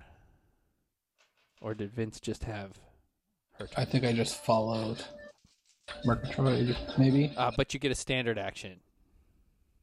And I used a Oh, that's right. You used a... Healy. That's right. It's very correct. Thank you for reminding me. Sorry, I forgot this is buildings here, like this. So after Vince is Ass Kicker, who is now standing directly beside Merkatroid. I'll look at him and just kind of giggle. He was on fire for a long time, so he kind of looks really pissed at you and brushes off some of the singed fabric on his clothing, and then proceeds to do a fury of blows. Oh, one missed. I got very low, 13 versus your AC, but the other one was a 28 versus your AC. Yeah, that'll hit. The 13, that's not a 2, is it? No, it was a 3. Okay. You guys could spend 2 bump points if you want to crit fail him. It would be kind of funny to crit fail him again, but that's okay. All right, so that is 12 points of damage as he kung fu's you in the side of the helmet. You're like, you get that ringing sensation in one ear, the archer-style tinnitus, and a little bit of drool comes out. I'm bloodied, but when I'm bloodied, I get a free action to do my boundless endurance. I think I'm just freaked out. All right. Merkatroid just gets mad. All right, so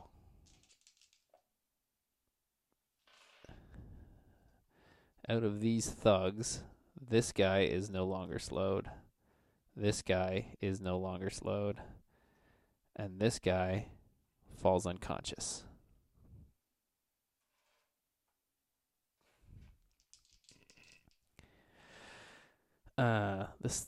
No, not that thug. This thug's gonna shift over to the... No, come on. Everybody's crowded around here. So these two thugs in the back are going to try and grab Vince and hold on to her. Oh, critical success from the one that Vince cursed. Yeah. So you are now grabbed by this guy, and they're doing a tug of war. He's got you by by one arm, and Merkatroid's got you by the other arm.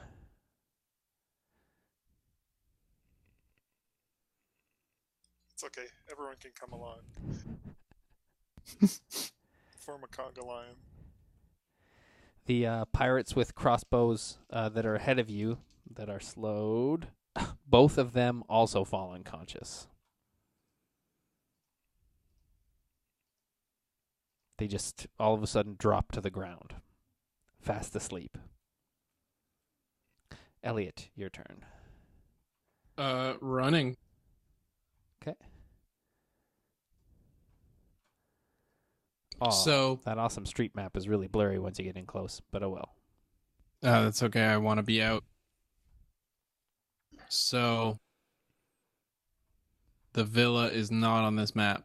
No, I'm guessing. the villa is about a half-hour walk from here. Right. Maybe a little less. Depends. Leisurely stroll, half hour. You could probably boot it there in 15 minutes.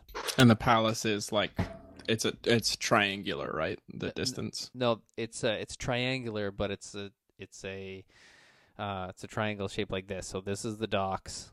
This is the villa. This is the palace. Blurp, blurp, blurp.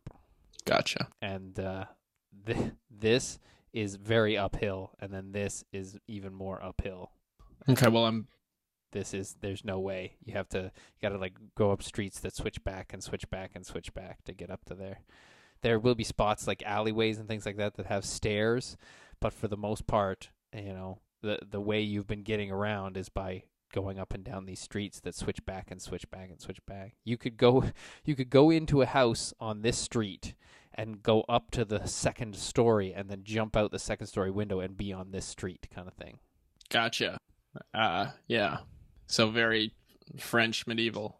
Very French, yeah. Okay, are there any horses around? You cannot see any horses on the street at this time.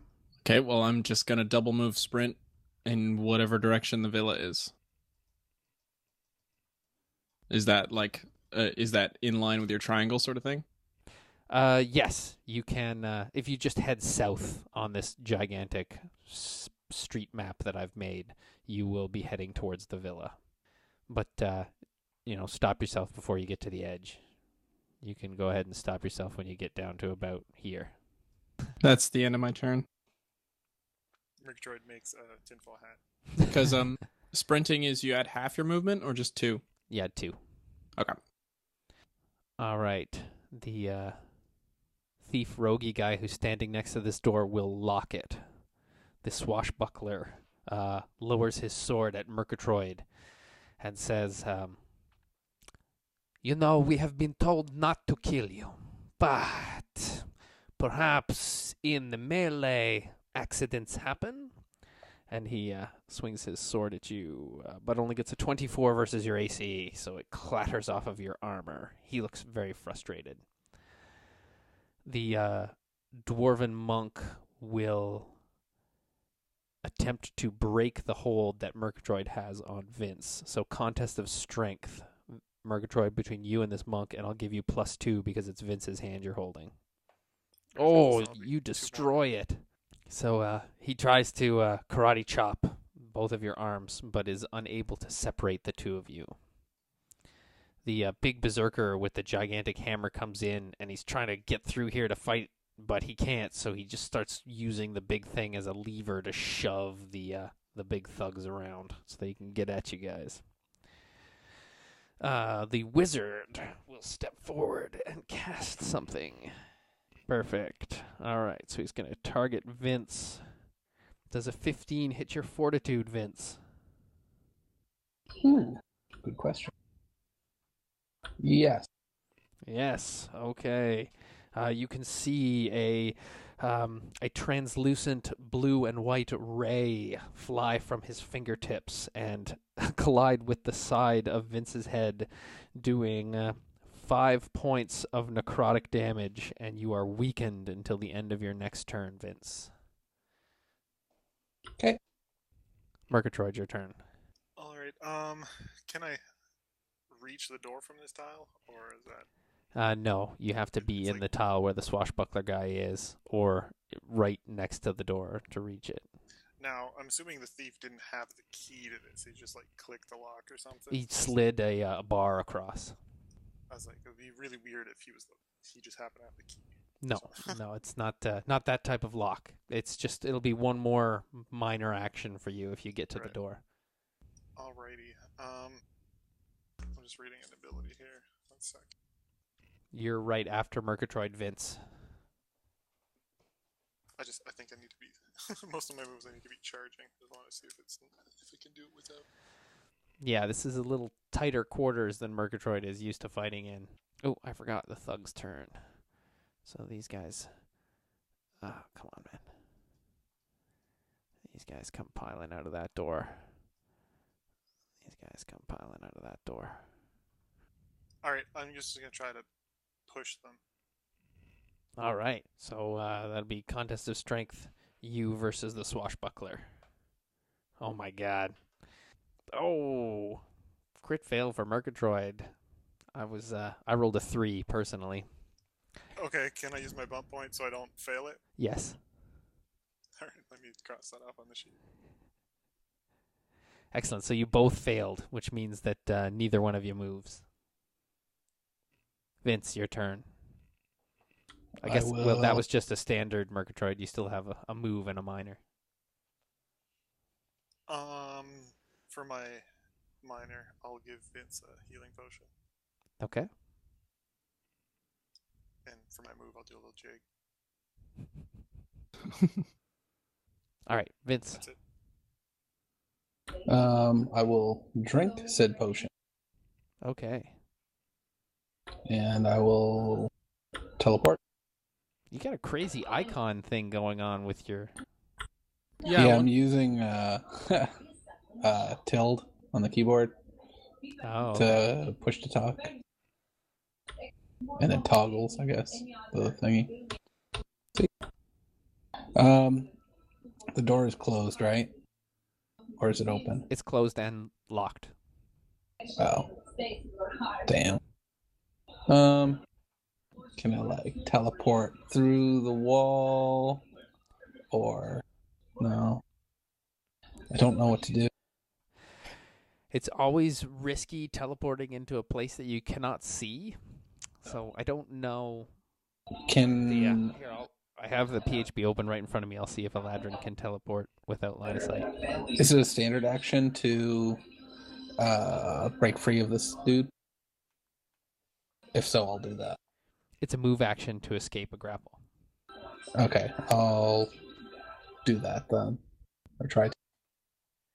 All right. It's your acrobatics versus his reflex or athletics versus his fortitude. Athletics. No, I'm afraid not. You are not able to athletics your way out of his grip. Okay.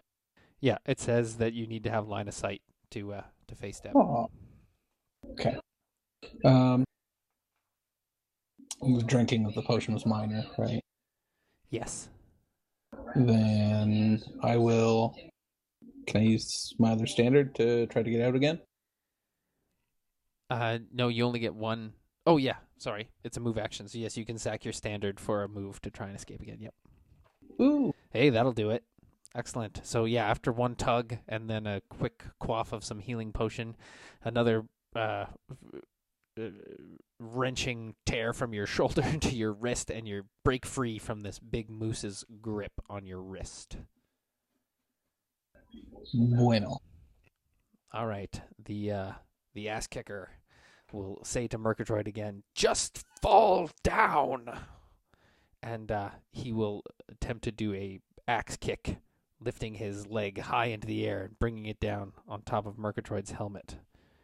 21 versus your AC, Merkatroid. Your hardy dwarven stock is unfazed by his fancy martial arts. He is rolling so bad this whole game. All right. He's going to get fired. He's totally going to get fired. All right, the thugs. So these thugs all run up to join the queue. The thug that's by Vince is going to attempt to grab her again. 12 versus your reflex. Vince? Oh, sorry, what was that? 12 versus your reflex? Nope. All right, and the other thug that's down here punches Merkatroid right in the shield. All right, now there's some more pirate guys here that whip out their crossbows. They're the only ones that really have even a little bit of a clear line of shot on Merkatroid, and they both miss. Elliott, you continue to run. Sure do. Let me know when you get to that yellow line. I will definitely do it this turn. Okay, because when you get to that yellow line, oh no, because they're still, because we went back in time. So right now is when Valhalla's still hiding under the bed. All right. We're good. The swashbuckler is going to attack Merkatroid once more with a vicious look on his face, and he's going to roll a 4, so he misses. The dwarven monk is going to punch Vince. No, he's not. Oh my god, I'm not rolling that dice anymore. It's embarrassing. All right, the big beefy berserker has managed to shove all these thugs out of the way. He brings his club overhand to, there it is, critical success on Vince. So that is 18 points of damage to Vince from the big club that this guy bonks you with. Oh, okay, you can hear the wizard cast a spell, raising his staff over his head and gesturing with one palm straight forward, and a 5-foot-tall hand of ice appears in the square just in front of the door, blocking it, securing the door to the wall. So now there's a great big hand made out of ice that is also holding the door shut. Merkatroid, your turn. I'll try to push them again, but I'll move my hammer closer to the ice. Okay. It's on fire. Right. Excellent. So yeah, contest of strength again. Oh, yeah. With the swashbuckler. I got a 17. All right. Well, at least it wasn't a crit fail. Yeah. Switching up the dice. Did you roll? No, that's Vince there. For my minor, I'll give Vince another potion. Did you roll your contest of strength? Oh, yeah. 15. I just got the red bar on the top of roll 20. There Yeah, we me too. go. Now it's back. It's saying, you guys have played too long. Go outside or something. Nerds. All right, so yeah, he keeps you in your place and licks the front of his teeth with his tongue hungrily. All right. For my minor, I'll just rub the fire hammer on the ice. Okay. Vince, your turn. I'll drink the other potion. All right, that's a nice minor. Just keep them coming. Now let's start I getting. only had 2, so you better figure something out. Jeez. Start stabbing, I guess. All right, who would you like to stabinate first? That guy. The dwarven monk. Okay, I'll curse him. I thought so. Oh Jesus, that's a hit. 20. He's not gonna be happy about that. I nodded to him, Vince. Yeah, he thought you Yeah. guys were friends. All right, the arse kicker has had enough. He draws back both hands to his hips and does a Kamehameha double palm strike. Here comes his daily. That's a miss. So you'll take half damage here, Merkatroid. 10 points of damage from his double palm strike, and he curses at you and spits in rage that he just cannot hurt you. Well, he hurt me a little bit. I'm bloodied again. All right, the big moosey guys all kind of, they're just surrounding, looking for a way in. They're reaching over each other's shoulders and half shoving and trying to get past. One of them tries to grab Vince again. I got a 8 versus your reflex there, Vince. Nope. Perfect. The pirate guys are going to stop shooting because now there's just too many people in the way. Elliott, you're still running up the hill? Sure am. Okay. The thief in the black cloak kind of rolls his eyes and sighs, and he reaches into his cloak and produces a tiny vial, which he flings at Merkatroid. Who's throwing a vial at me? this guy, the thief in the black cloak, the one who closed and locked the door on you. What a dick. That is a 17 versus your reflex. Yeah, that's a hit. All right, the tiny glass vial crashes against your chest plate and breaks open. The fluid flicks out, but just for a second because it very quickly turns to vapor in the air. Now, this will be against your fortitude, Merkatroid. Is it poison? I guess it would be considered a poison, maybe? No. I mean, I just need to know for DR/saving throw purposes. No, it's not. It's not going to be classified as a quote-unquote poison. Jesus, that gives me a wonder to think about, right? Would, like, chloroform be a poison? I don't see why not. I mean, it's like alcohol, right? It affects how the blood flow works. If I would Jake think wants it it, was then I'm against considered it. a sedative.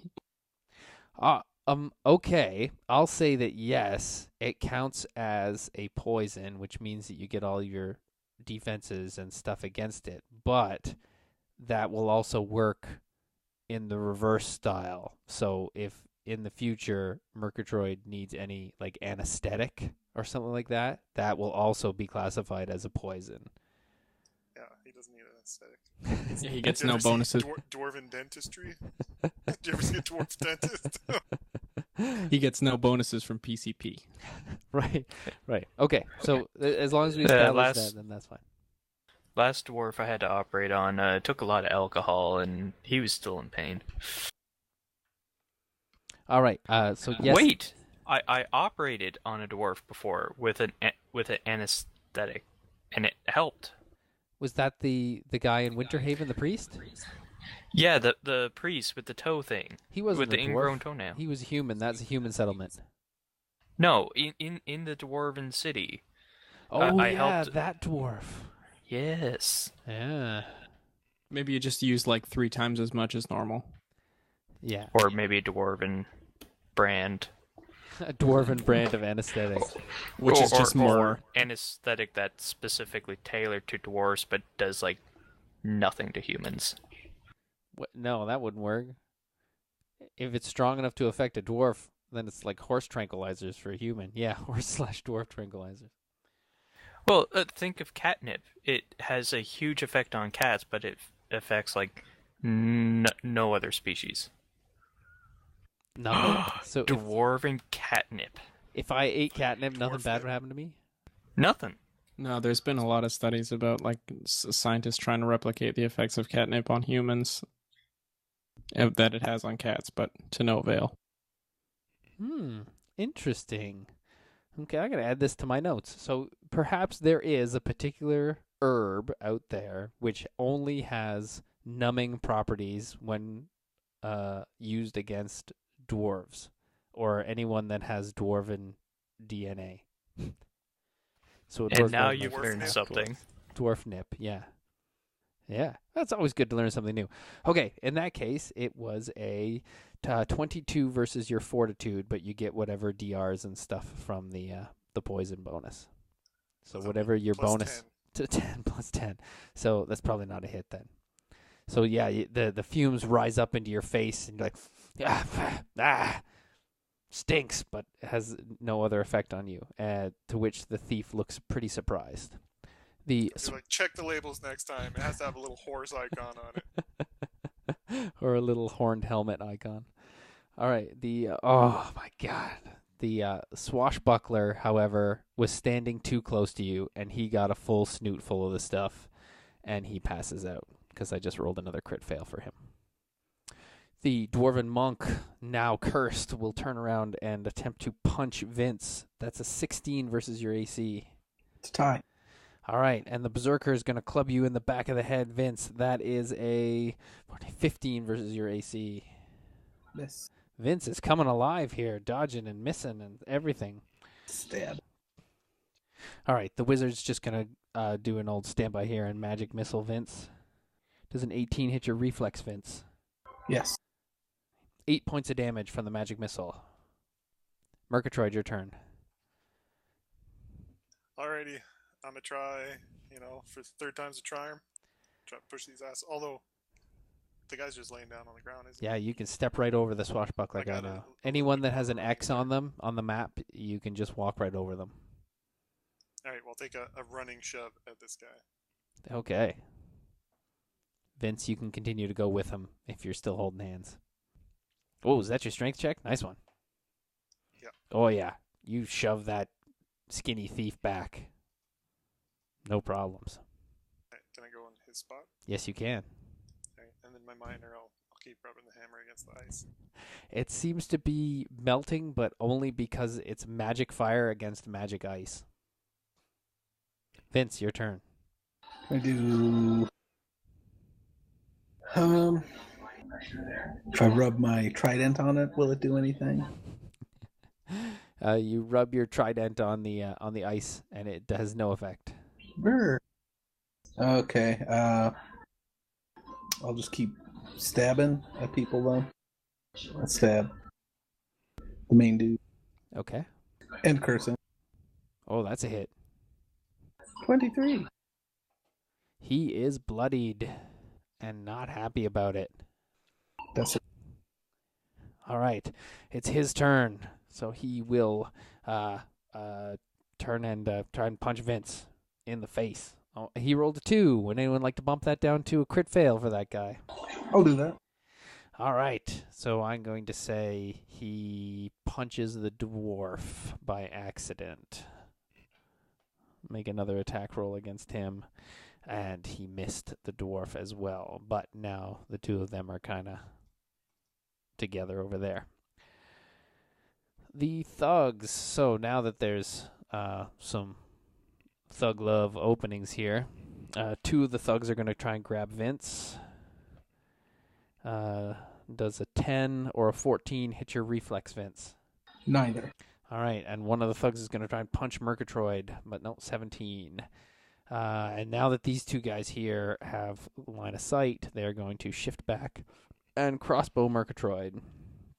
Both miss. Elliott continues to run north. I swear to God, if I get reinforcements and Mitch and Jay have cleared the room by the time I get back, they are going to get so many Elliott points. Well, I mean, it would probably be, if I would have just focused on actually attacking them, that would probably be a lot more likely, but I'm just trying to get to the door. Yeah. Well, they've been really unlucky with rolls. Yeah. I feel like if I had stayed to fight, there would have been a lot more hits.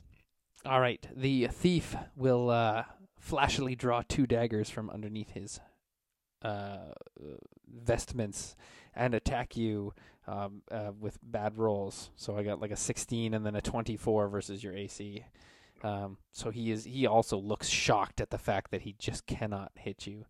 The swashbuckler and the monk detangle themselves and prepare to attack you on the next turn. The berserker takes 2 steps forward and clubs Vince again with a mighty club. 24 versus your AC, Vince. Oh, yeah. 11 points of damage from his big club. The wizard will continue to do his sustained minor of the icy hand, and this time he will target. He'll shoot it at Vince again, the magic missile. Oh my god. I rolled 1 away from a crit fail. Does someone want to bump that magic missile down? It's tempting. I feel like it's just a magic missile, right? Yep. I'll hang on to it. Okay. So nothing happens. This guy steps out finally. The weird priest in the red cloaks.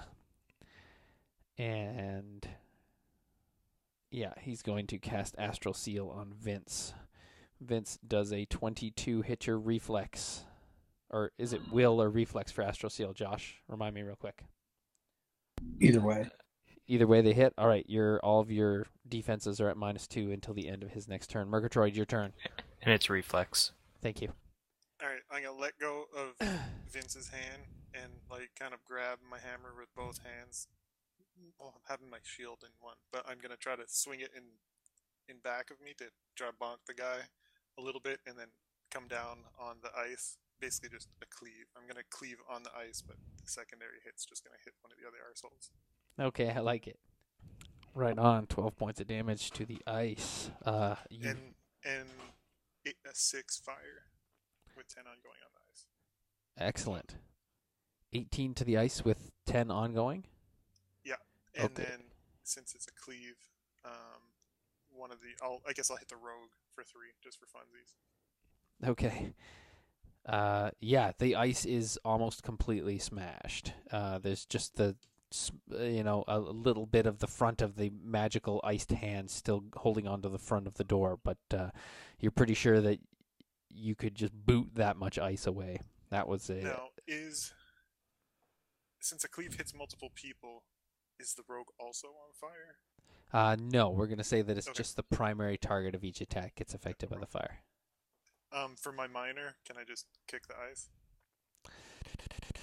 Yes, but you have to do a basic melee attack and hit an AC of 13. Did I at least clear where the lock is? Can I just use a minor and slide the lock? Let's see. Yes, you did. So you use your minor, the door is unlocked. Vince, your turn. I'm going to keep stabbing. All right, Yeah. who you stabbing this time? Barbarian guy. That is a hit. 20 damage. Nicely done. He screams and bellows with rage. And tightens the grip on the giant baseball bat that he's wielding.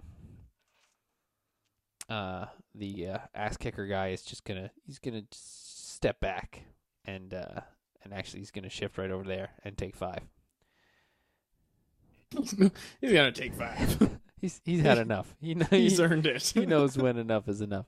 All right. I'm gonna say that after with the sheer volume of that rage bellow, these thugs are going to step back as well and give that barbarian some swinging room. The 2 pirates will be joined by a third from over here. And these 2 guys are, I guess they 1, 2, 3, 4. They can't quite make it. So just 3 will get a shot at Merkatroid now. Oh my god, they all rolled really bad. I'm not having a lot of luck with the dice tonight. Elliott continues to run north. The only thing I would, since it is my turn, I'd like to say that if I spot a horse, I'm gonna take it. Let's see how lucky you are. No.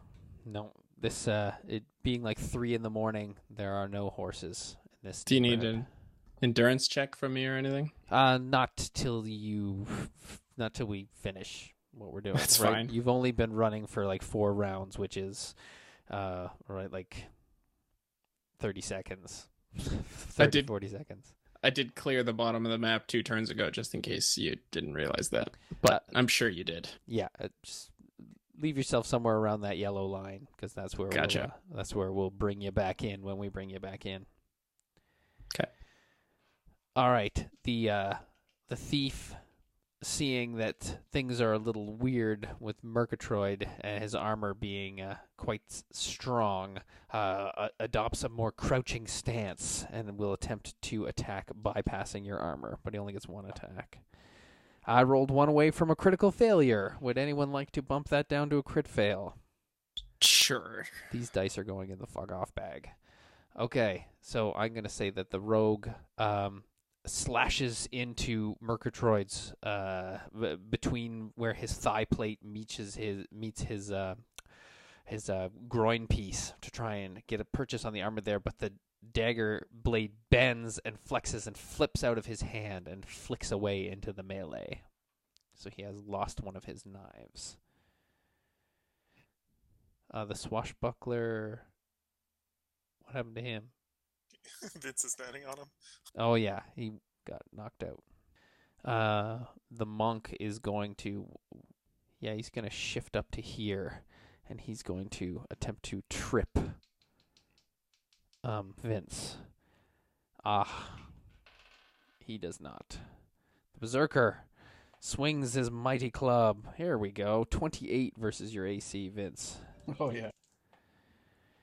5 and 11 points of damage from the big club. 1 HP. The wizard will continue to sustain minor and will fire off another magic missile towards Vince. And he got an 8 versus your reflex. The guy in the red robe will step forward and say, "Don't let them escape!" And will astral seal on Merkatroid. Nope, missed. Merkatroid, your turn. I'll push open the door and try to shove Vince through the hole. Okay, excellent. Yeah, with a mighty... Just make a strength check for me, please. DC 10. Nice. Close one, though. All right, so Merkatroid, a little bit off balance, but still manages to throw his dwarven bulk into the bottom half of the door. The ice chips break off and cascade down around his helmet and shield. He swings the door wide open and pushes Vince right through the gap and directly at a waiting thug who is kind of surprised to see him, but immediately tries to envelop Vince in a bear hug. 10 versus your reflex, Vince. Nope. All right, so Vince does a little bit of fancy footwork and ducks underneath the gigantic, flabby, and foul-smelling arms of this thug who bear hugs the air. Vince, your turn. I'm going to teleport in the direction of wherever it's the villa. Okay, that's down on this map. Cool. I'll teleport down 5-6 squares. Okay. That's just your move, so you can still have a standard? Oh shit, I'll sprint then. Okay. Just gonna leave Merkatroid behind? He can catch up. He'd be fine. I'm just like running down, not sure where Elliott went. This map is huge. It is much too large of a map. So, like, is this little town where I am now, like, is this what it's actually like? Can I like, hide behind a house or something? Yes, you can hide behind a house or something. Cool. All right, the thugs all kind of swarm in and around Merkatroid, and they're all going to attempt to get a hold of you. 1, 2, 3, 4 of them can grab. Oh, I guess that one tried to grab Vince on this turn, so just 3 of them can try and grab Merkatroid. 20 versus your reflex, Merkatroid. Yep. You are grappled by this fella here. We'll put a green circle on him to indicate a grapple. The 3 pirates down here are joined by these 2 cronies who lower their crossbows and fire at you, Merkatroid. Oh! That guy got a 26. Your AC's higher than that, right? That's 27. It's 27. Okay, yeah. They need a 19 or 20 to hit you. So none of them hit you. A bunch more crossbow bolts kind of clatter off your shield and helmet, but do not make contact. I don't know what that thief's gonna do. I guess what that thief's gonna do is just drop his dagger to the floor and use a standard to produce a garrote.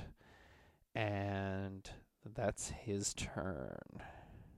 The monk is going to stay where he's at. The barbarian will step forward, or the berserker will step forward and try and whack Merkatroid with his gigantic club. 23 versus your AC, so that's unfortunately a miss. The wizard will attempt to magic missile Merkatroid. Oh my god. 8 points of damage from that magic missile. And the sorcerer is going to attempt to astral seal Merkatroid, but he rolls well under your free reflex. Merkatroid, your turn. Alright, I'm going to try to push the dude that's outside over the lip of the stairs. All right, first you have to break the grapple that the green guy's got on you if you want to do anything. Okay, and that is which?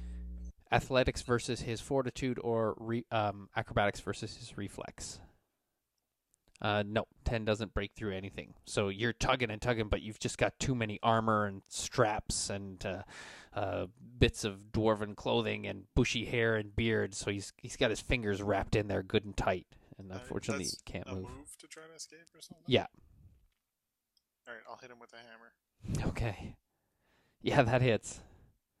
And he's on fire. Oh, that's your mark.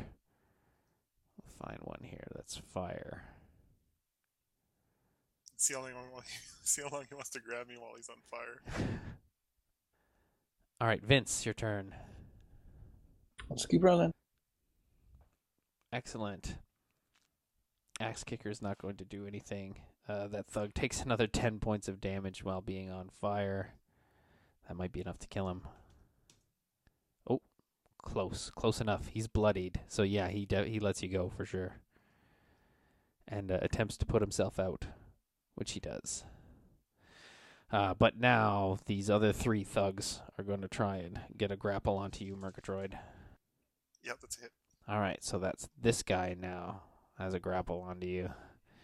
And the other 3 are just kind of pawing at you manhandle style. The 5 pirates will attempt to shoot at you with crossbows again. Oh, man, I got 2 18s, but that's still not enough. So a bunch more crossbow quarrels kind of plink and flank off your armor. Nothing hits you. The thief, who has his garrote out now, will attempt to garrote you. I rolled a crit fail. So I'm going to say... That's so many crit fails for you this game. I know. This is pretty ridiculous. I could be just making up lies back here, but I'm... it's to the point of being hilarious now. So I'm going to say that he accidentally garrotes the thumb of the guy who's grappling you, Merkatroid, which causes him to release his grapple on you. The swashbuckler is down. The monk can't get through. The berserker barbarian guy is going to take a whack at you with his big club, but he got a 26 again versus your AC, which is not enough. The wizard will shoot a magic missile at you. I got a 10 versus your reflex, which is not enough. Merkatroid, your turn. Alright, so I don't have anyone grabbing me, right? No. Alright, I'm gonna push this guy off the balcony, or the stairs. All right, bull rush. His strength? Yeah, your strength versus his fortitude, but you get strength plus half level. Lame. Oh God, I was just looking. I was like, his fortitude's pretty low. Oh, I didn't see how low you rolled. So you put your shield up and kind of push against this guy, but he's really fat, and so it's hard to push him back. He's kind of planted his feet shoulder width apart, and he's got a good bracing system. It's just leaning his weight into you right now, and you can move yourself into the doorway though. Here, I'll erase the icy hand, so you can put yourself right up close, snuggling with this big hairy moose of a man. Vince, you continue to run? Yep. All right, the thugs. So the thug that you are shield pushed up against, he's just going to try and grapple you. Nope, failed. And the rest of them are just going to kind of respect their distance. I'm going to say that only 2 of the pirate guys can get a clean shot at you. Oh, it was a 19, but then it rolled off the piece of paper I'm using to roll on. Boo. All right, the thief will step in here now. Once again, now he's got some combat advantage against you, which, as Elliott can attest, it's not a good place that you want a thief to be. He will attempt to garrote you once more. 20 versus your reflex. All right, you are being garroted currently. So bring up your O2 bar, please. You can hold your breath for your Constitution score rounds. Oh, dear. Yeah. So 20 rounds, I'm out. After 20 rounds, then you have to start making checks, or you start to, start to be... He'll be long dead by then. All right. Just use your choked breath. Just, you'll be dead before I suffocate. That's kind of everyone who can get a poke at you now because you're in the doorway. Merkatroid, your turn. Can I still swing my weapon and stuff? Yeah, but I'm gonna say that if you're trying to hit the thief, it's hard because he's directly behind you, kind of. No, the guy right in front of me. Oh yeah, you can. I'm just gonna reaping strike him. No Trying minus. to push him off. No minus to hit that guy. Oh, yeah, that's a hit. That's should have been just reaping striking mofos instead of trying to push. Lesson learned. Lesson learned. All right, the thug in front of you will take 10 ongoing fire damage. Oh god, he screams and leaps off of the the stairs himself, landing on the wet flagstones, and immediately begins rolling around to try and put himself out. He is successful. The guy who is just below him, though, will step up into his place with a short sword and attempt to gank you, Merkatroid. He failed. All right. The thief. So, he's going to attempt to choke you out with the garrote. So I get bonuses, but it's a contest of, I guess it's going to be his strength versus your fortitude. So it's a 10 versus your fortitude. No. All right, so he My doesn't neck, my choke. neck is too fat. Yeah, he doesn't choke an extra thing out of you. But at the start of your turn, drop your O2 meter 1 space. 1. Okay, excellent.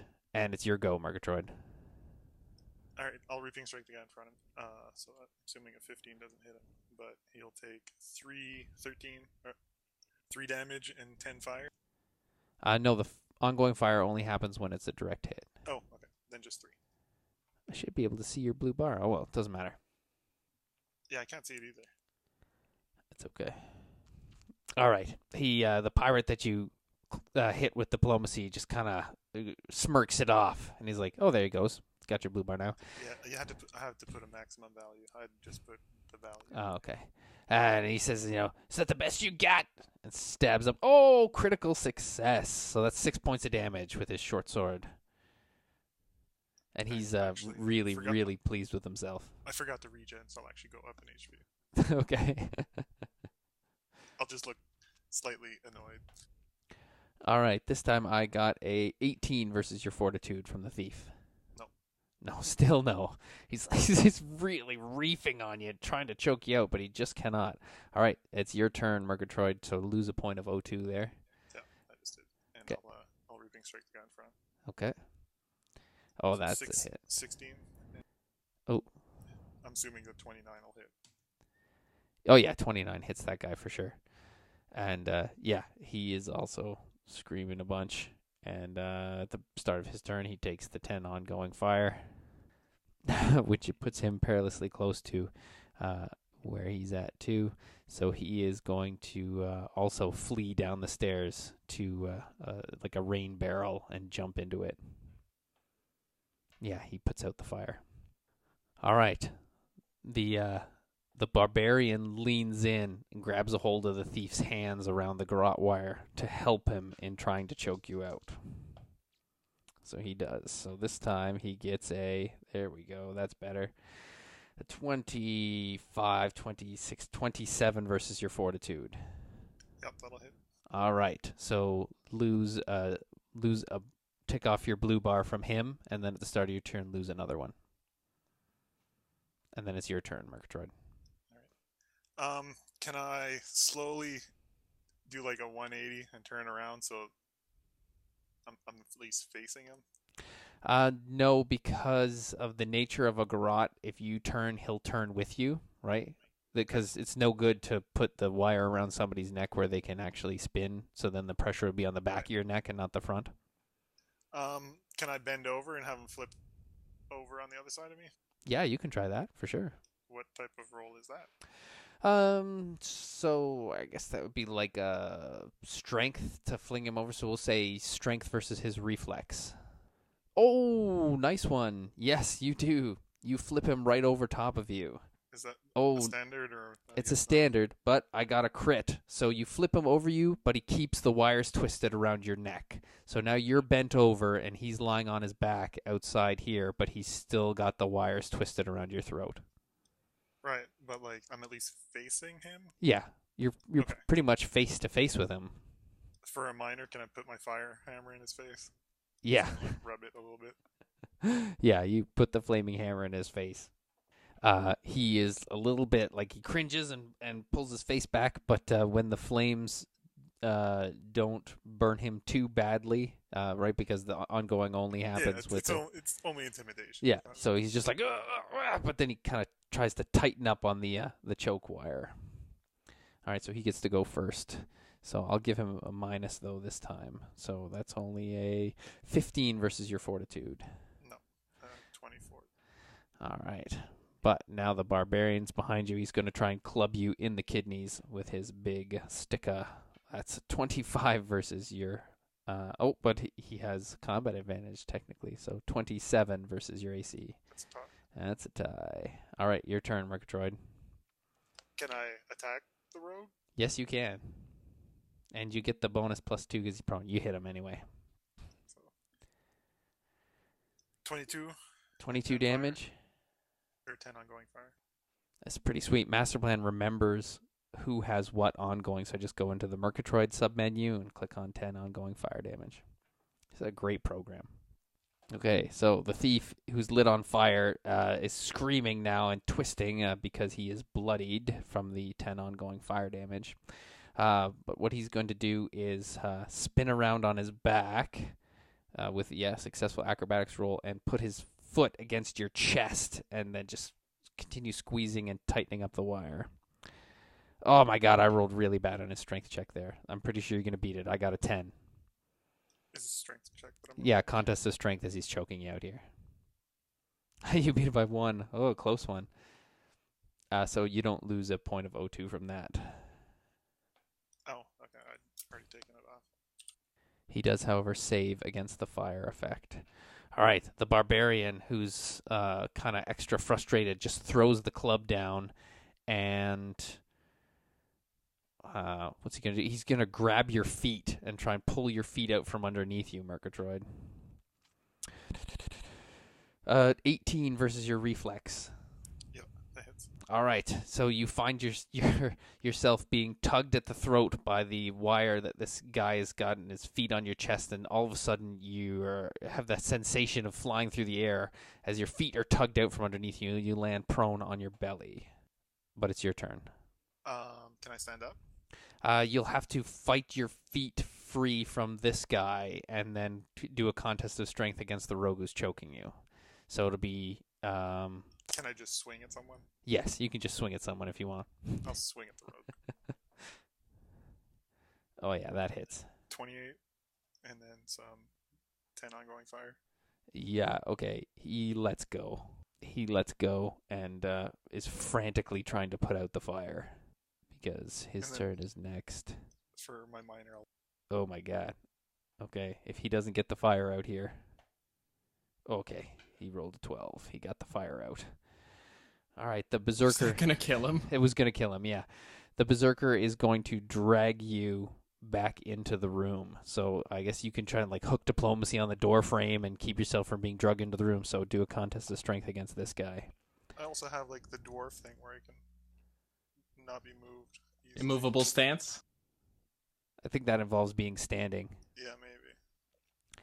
All right, I got a 25 for my strength check for this guy. Oh, that's incredible. Tie.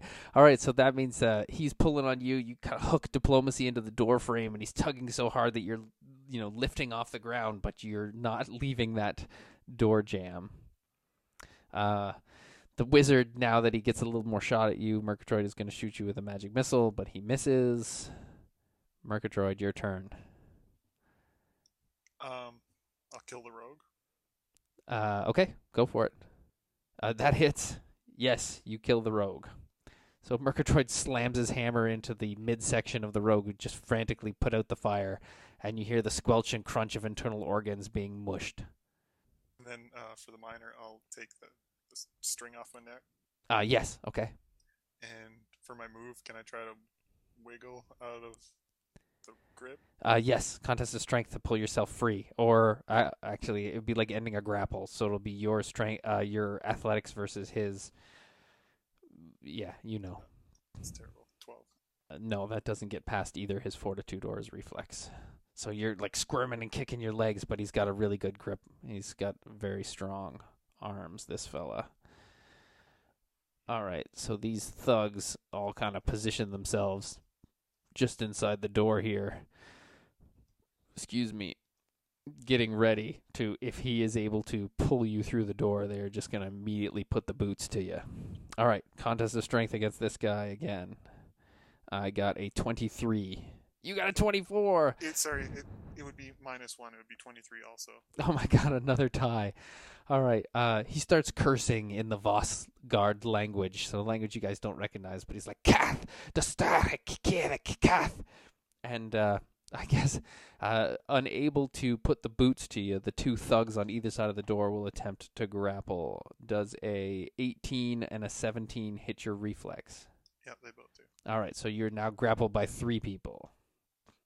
Your turn, Merkatroid. Can I hit the big guy in the head with a hammer? Yes, you can. Is it 23 and 10 ongoing fire? 23. That 25, 25 versus versus 18. Yeah, that hits. You guys remember that time that Merkatroid cleared an entire room of mafia guys? Yeah. I do have a bump point that's be the last one standing. Does it count if everyone else ran away? Yeah, that counts. Okay. Oh, I gotta put on the add effect. 10 ongoing fire damage.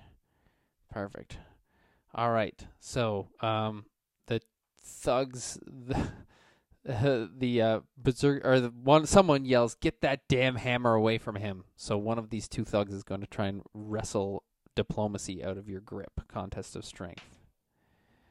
I got a 13. Each round is about 6 seconds. 16. So he's still got lots of time to He's got wait loads the of rest time of them before out. you guys get there, yeah. It's been 19 rounds since this combat started. So you keep a firm grip on diplomacy. All right, these thugs here will enter a squeeze state with the other two thugs and attempt to also get their hands and grapple on you. One failed for sure, but does a 16 hit your reflex? Yep.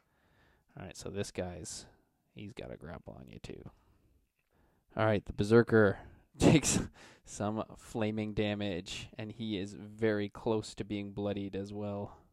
But that just makes him mad. I'm going to say that he is going to... I guess in 4th they have to use their daily to rage. But anyway, they're going to try and pull you back in. So now he's got 3 people helping him.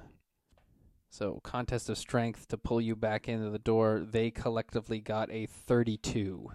All right. So let's say he's there. You're there. These guys go to there and there. They kind of all bunch out of the way as they pull you through the door. And then the barbarian angries the fire out. He saves versus the fire. The wizard, who now can see Merkatroid once more, is going to cast... magic missile. When in doubt, nope, he misses. The magical energy diffuses across the metal of your armor. But the bad cleric can do some... Oh, okay. The cleric waves his hands, and dark red energy kind of descends, or I guess it would rises from the floorboards to swirl around the barbarian, giving him some type of divine shield. Merkatroid, your turn. Merkatroid ponders for a second if the shield helps against hammers, and then he hits him with a hammer. Go for it. 20, where's AC? It actually did. That turned it into a miss. Okay, well, it takes 3 damage. And I will try to wiggle. All right. So you have to break them each individually. So whose escape would you like to try and get out of on this turn? The big guy. The big guy. All right. So yeah, athletics or acrobatics? No, unfortunately, you do not wriggle free of his grip. All right. It's the thug's turn. Every available thug who's not holding you, 1, 2, 3, will come around and try and piggy pile onto you. I got a 12 and then a 19 versus your reflex. The 19 I'll hit. All right, now 2 of them, I guess, yeah. So those 2 will be trying to wrestle diplomacy away from you. I got, on my contest of strength, one of them got a 7 and one of them got a 19. 24. You do not want to let diplomacy go. and I understand that. I'm just going to move some of these X'd guys out of the way so that some of these other piggy piles can get in here. It's essentially dogpile on Merkatroid here.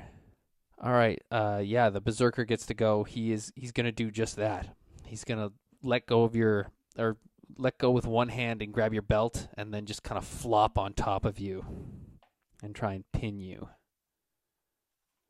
I have my rules for pinning somewhere. Anyway, it's like strength versus your fortitude. So that is 18 versus your fortitude. Now, wouldn't that make it awkward for the dudes that are also trying to grab me if this like big dude? It will. On their next turn, they'll have to essentially let go as he's trying to pin you here. Okay, because I thought I was like suspended in the air or something with all these arseholes pulling on me at different directions. No, not suspended. You're more or less on the ground, squirming and kicking, and they're just kind of tugging and stuff. But yeah, it will interrupt the grapple from the other guys if he successfully pins you here. I'm sorry. Does an 18 hit your fortitude? No. All right, so he doesn't pin you. So you get another turn here, and I'm gonna say that this guy and this guy lose their grapples on you from the guy pinning you, but these two guys still have a hold of, like, one guy's holding your shoulder and your beard, and this guy over here has got your diplomacy arm because he was one of the ones that was fighting to get a hold of diplomacy. Yes, sorry about that. It's your go. I was just frantically trying to find the file where I put the additional rules for grappling. Okay. I'll hit the barbarian. Alrighty. It's 18 damage and 10 fire. 18 damage and 10 fire. Yikes, he is bloodied. And I'll put the ongoing fire damage onto him. And then I'll try to break out of one of the noob's grips. Okay. Probably the guy that's pulling out my beard. That's a dick. Not cool. Aw. That's unfortunate. All right, so you're still struggling and fighting to get your way around. All right. On the thug's turn, they go after you. They all pile on, and it just turns into a gigantic pile-on. After the first two or three of them, you're stuck to the floor, your arms out, maybe one arm, your shield arm across your chest. But the weight of all these thugs crushing down on you, eventually you just cannot move, and they have you pinned. Headbutt them. Oh, I'm sure that there's headbutting and biting and all that stuff going on. But you unfortunately you got swarmed, Merkatroid, and they over-manpowered you. All right, so Elliott, after running for about 8 minutes up the hill, you encounter, I guess it'd be Jack first coming down the hill. So let me... And we'll say that not far behind Jack is Valhalla and Sublime. So we'll say that Jack's coming up this alleyway here at the same time that Sublime and Valhalla are running down this alleyway here. But you guys all kind of run into each other. All super out of breath, like, oh, Jack, we, super bad, surrounded, thugs, let's go. And I'll point back in that direction, and then I'll shout, carry me. Jack will go pick him up, put him on his shoulders, and awkwardly charge piggyback ride. If I see Valhalla, I'll also wave and Valhalla, quick! I have to save Merkatroid and Vinz. So Elliott's been having a hard. What was your math there? How long have you guys been running? I guess, but it's been a little bit more than that. So about, running all out for between 6 to 8 minutes. It's still pretty exhausting. So make an endurance check for me, Elliott. And on the flip side, Jack and Valhalla and Sublime have also been running downhill for that long. So you guys all make endurance checks. I'm going to say Elliott's been going uphill, so his is a little harder. You succeed, so you only lose 1 healing surge, Elliott. Okay. Why have I been running? Oh, Jack crit failed, so Jack lose 3 healing surges. You don't have to have been running. You can have been, walking downhill. Oh, yeah, that's why those thugs were with you. I forgot, because you had entranced them. Yeah. and I don't want to walk straight into the fray. Okay, in that case, Well, we're still really far from the fray, right? yeah, in that case, you guys haven't caught up with each other yet. Valhalla and Sublime and the two thugs are quite a ways away, and you've been walking, and as you're strolling along, you encounter some other people who, go straight for their weapons as soon as they see you approaching with these two, but the other two just kind of nod and smile and wave their hands as you continue to play and have them under your spell. Great. Okay. Is it my turn or is it Jack's? It's Jack and Elliott's turn. Because you were moving slower than them, Valhalla, you're not going to get down to the wharf here for another 5 to 10 minutes. All right, Elliott and Jack, as you guys are running back, you encounter Vince a short distance away from the warehouse, kind of hiding behind one of the buildings, catching his breath. He's Cavalry in is rough here. shape, right? Yeah, Vince is not looking I've got great. 1 HP. John, what's your ruling on me being able to put on the new bracers while I'm running, / like putting a few vials in that utility belt? Yeah, that's fine. You run up to Vince. He's panting. He's bleeding. She's panting. She's bleeding. By exhausted, I mean basically in terms of healing surges. He's not. You're not supposed to be able to get that information, right? That's player knowledge, character knowledge. Disregard that. Vince looks Not feeling very absolutely well. exhausted and bloodied. Well, a healing word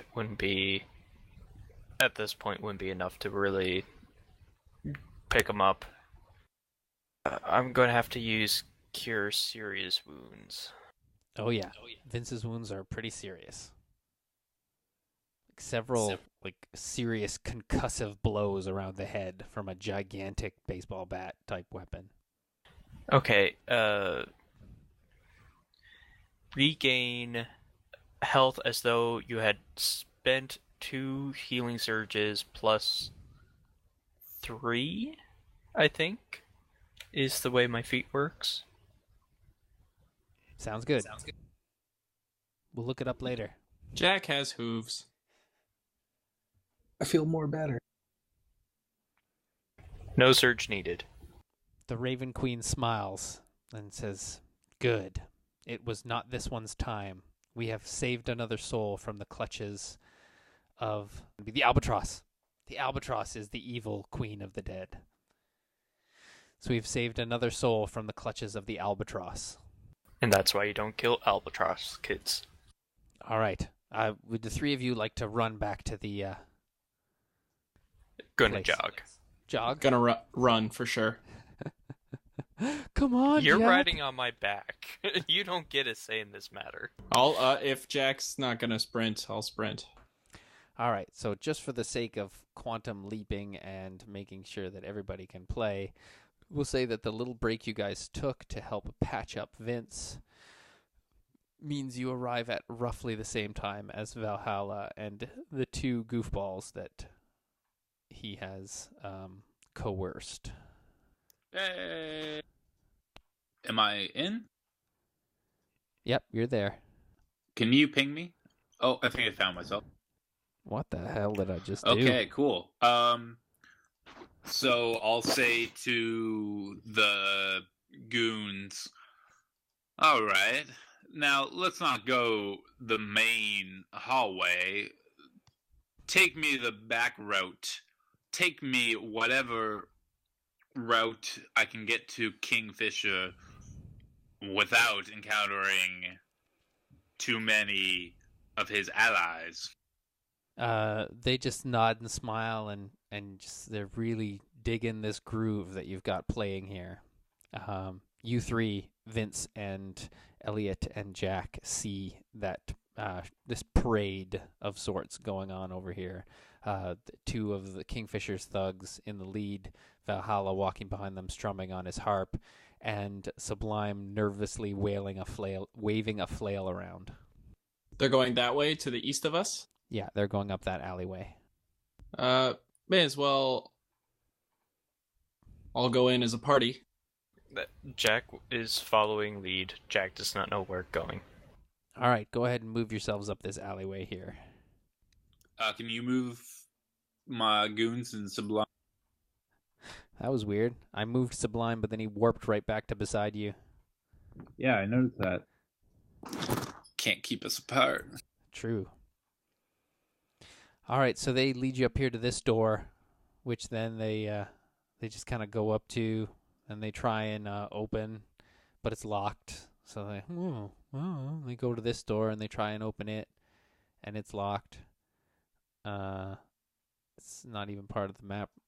They go to this door over here and try and over here.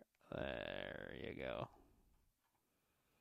When I combined multiple maps together, I accidentally covered up some streets here. But anyway, they open up that door, which leads you guys. Oh, I think we got Jax with us. Huh? Yeah, Jack's with you. He's following that close to us? He's following as close as he wants to. I am following lead of our glorious leader. So yes, it opens up and you can see the inside of the warehouse now, which appears to be pretty deserted. There's a few of the little lamp lights and stuff still going. There's like one dude who's left tidying up. He's picking up all the remnants of the party that was going on and putting it all into a waste barrel. You can see off in the distance two more piratey type guys and one of the big moosey thugs standing on that catwalk that was up outside of Kingfisher's office, Elliott. But the place seems pretty empty right now. Okay. I say, Jack, I think you should stay back, even if just for your own safety, while we go talk to the king. Jack, If I'm opened there- that door. If I'm there, I'll huff and puff. No talk. Time for fight. Where is Merkatroid? Still inside. We have to go in. Save him. Elliott, I don't want to be on the wrong end of a gang war. Little late for that. It's real bad in there.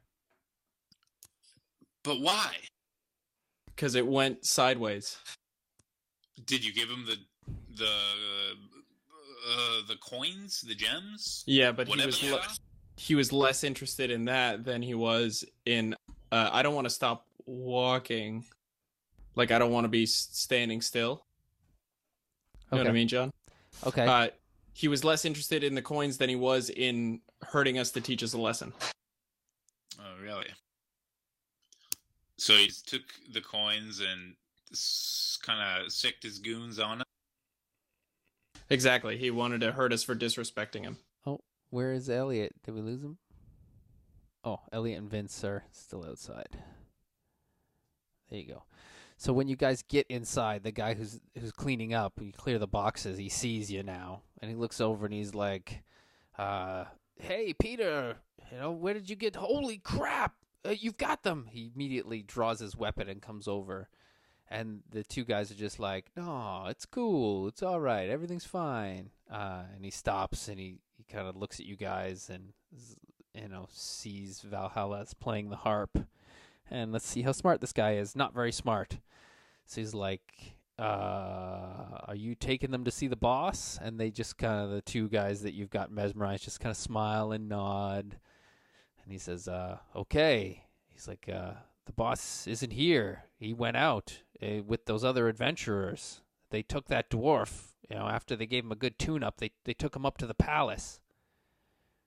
What?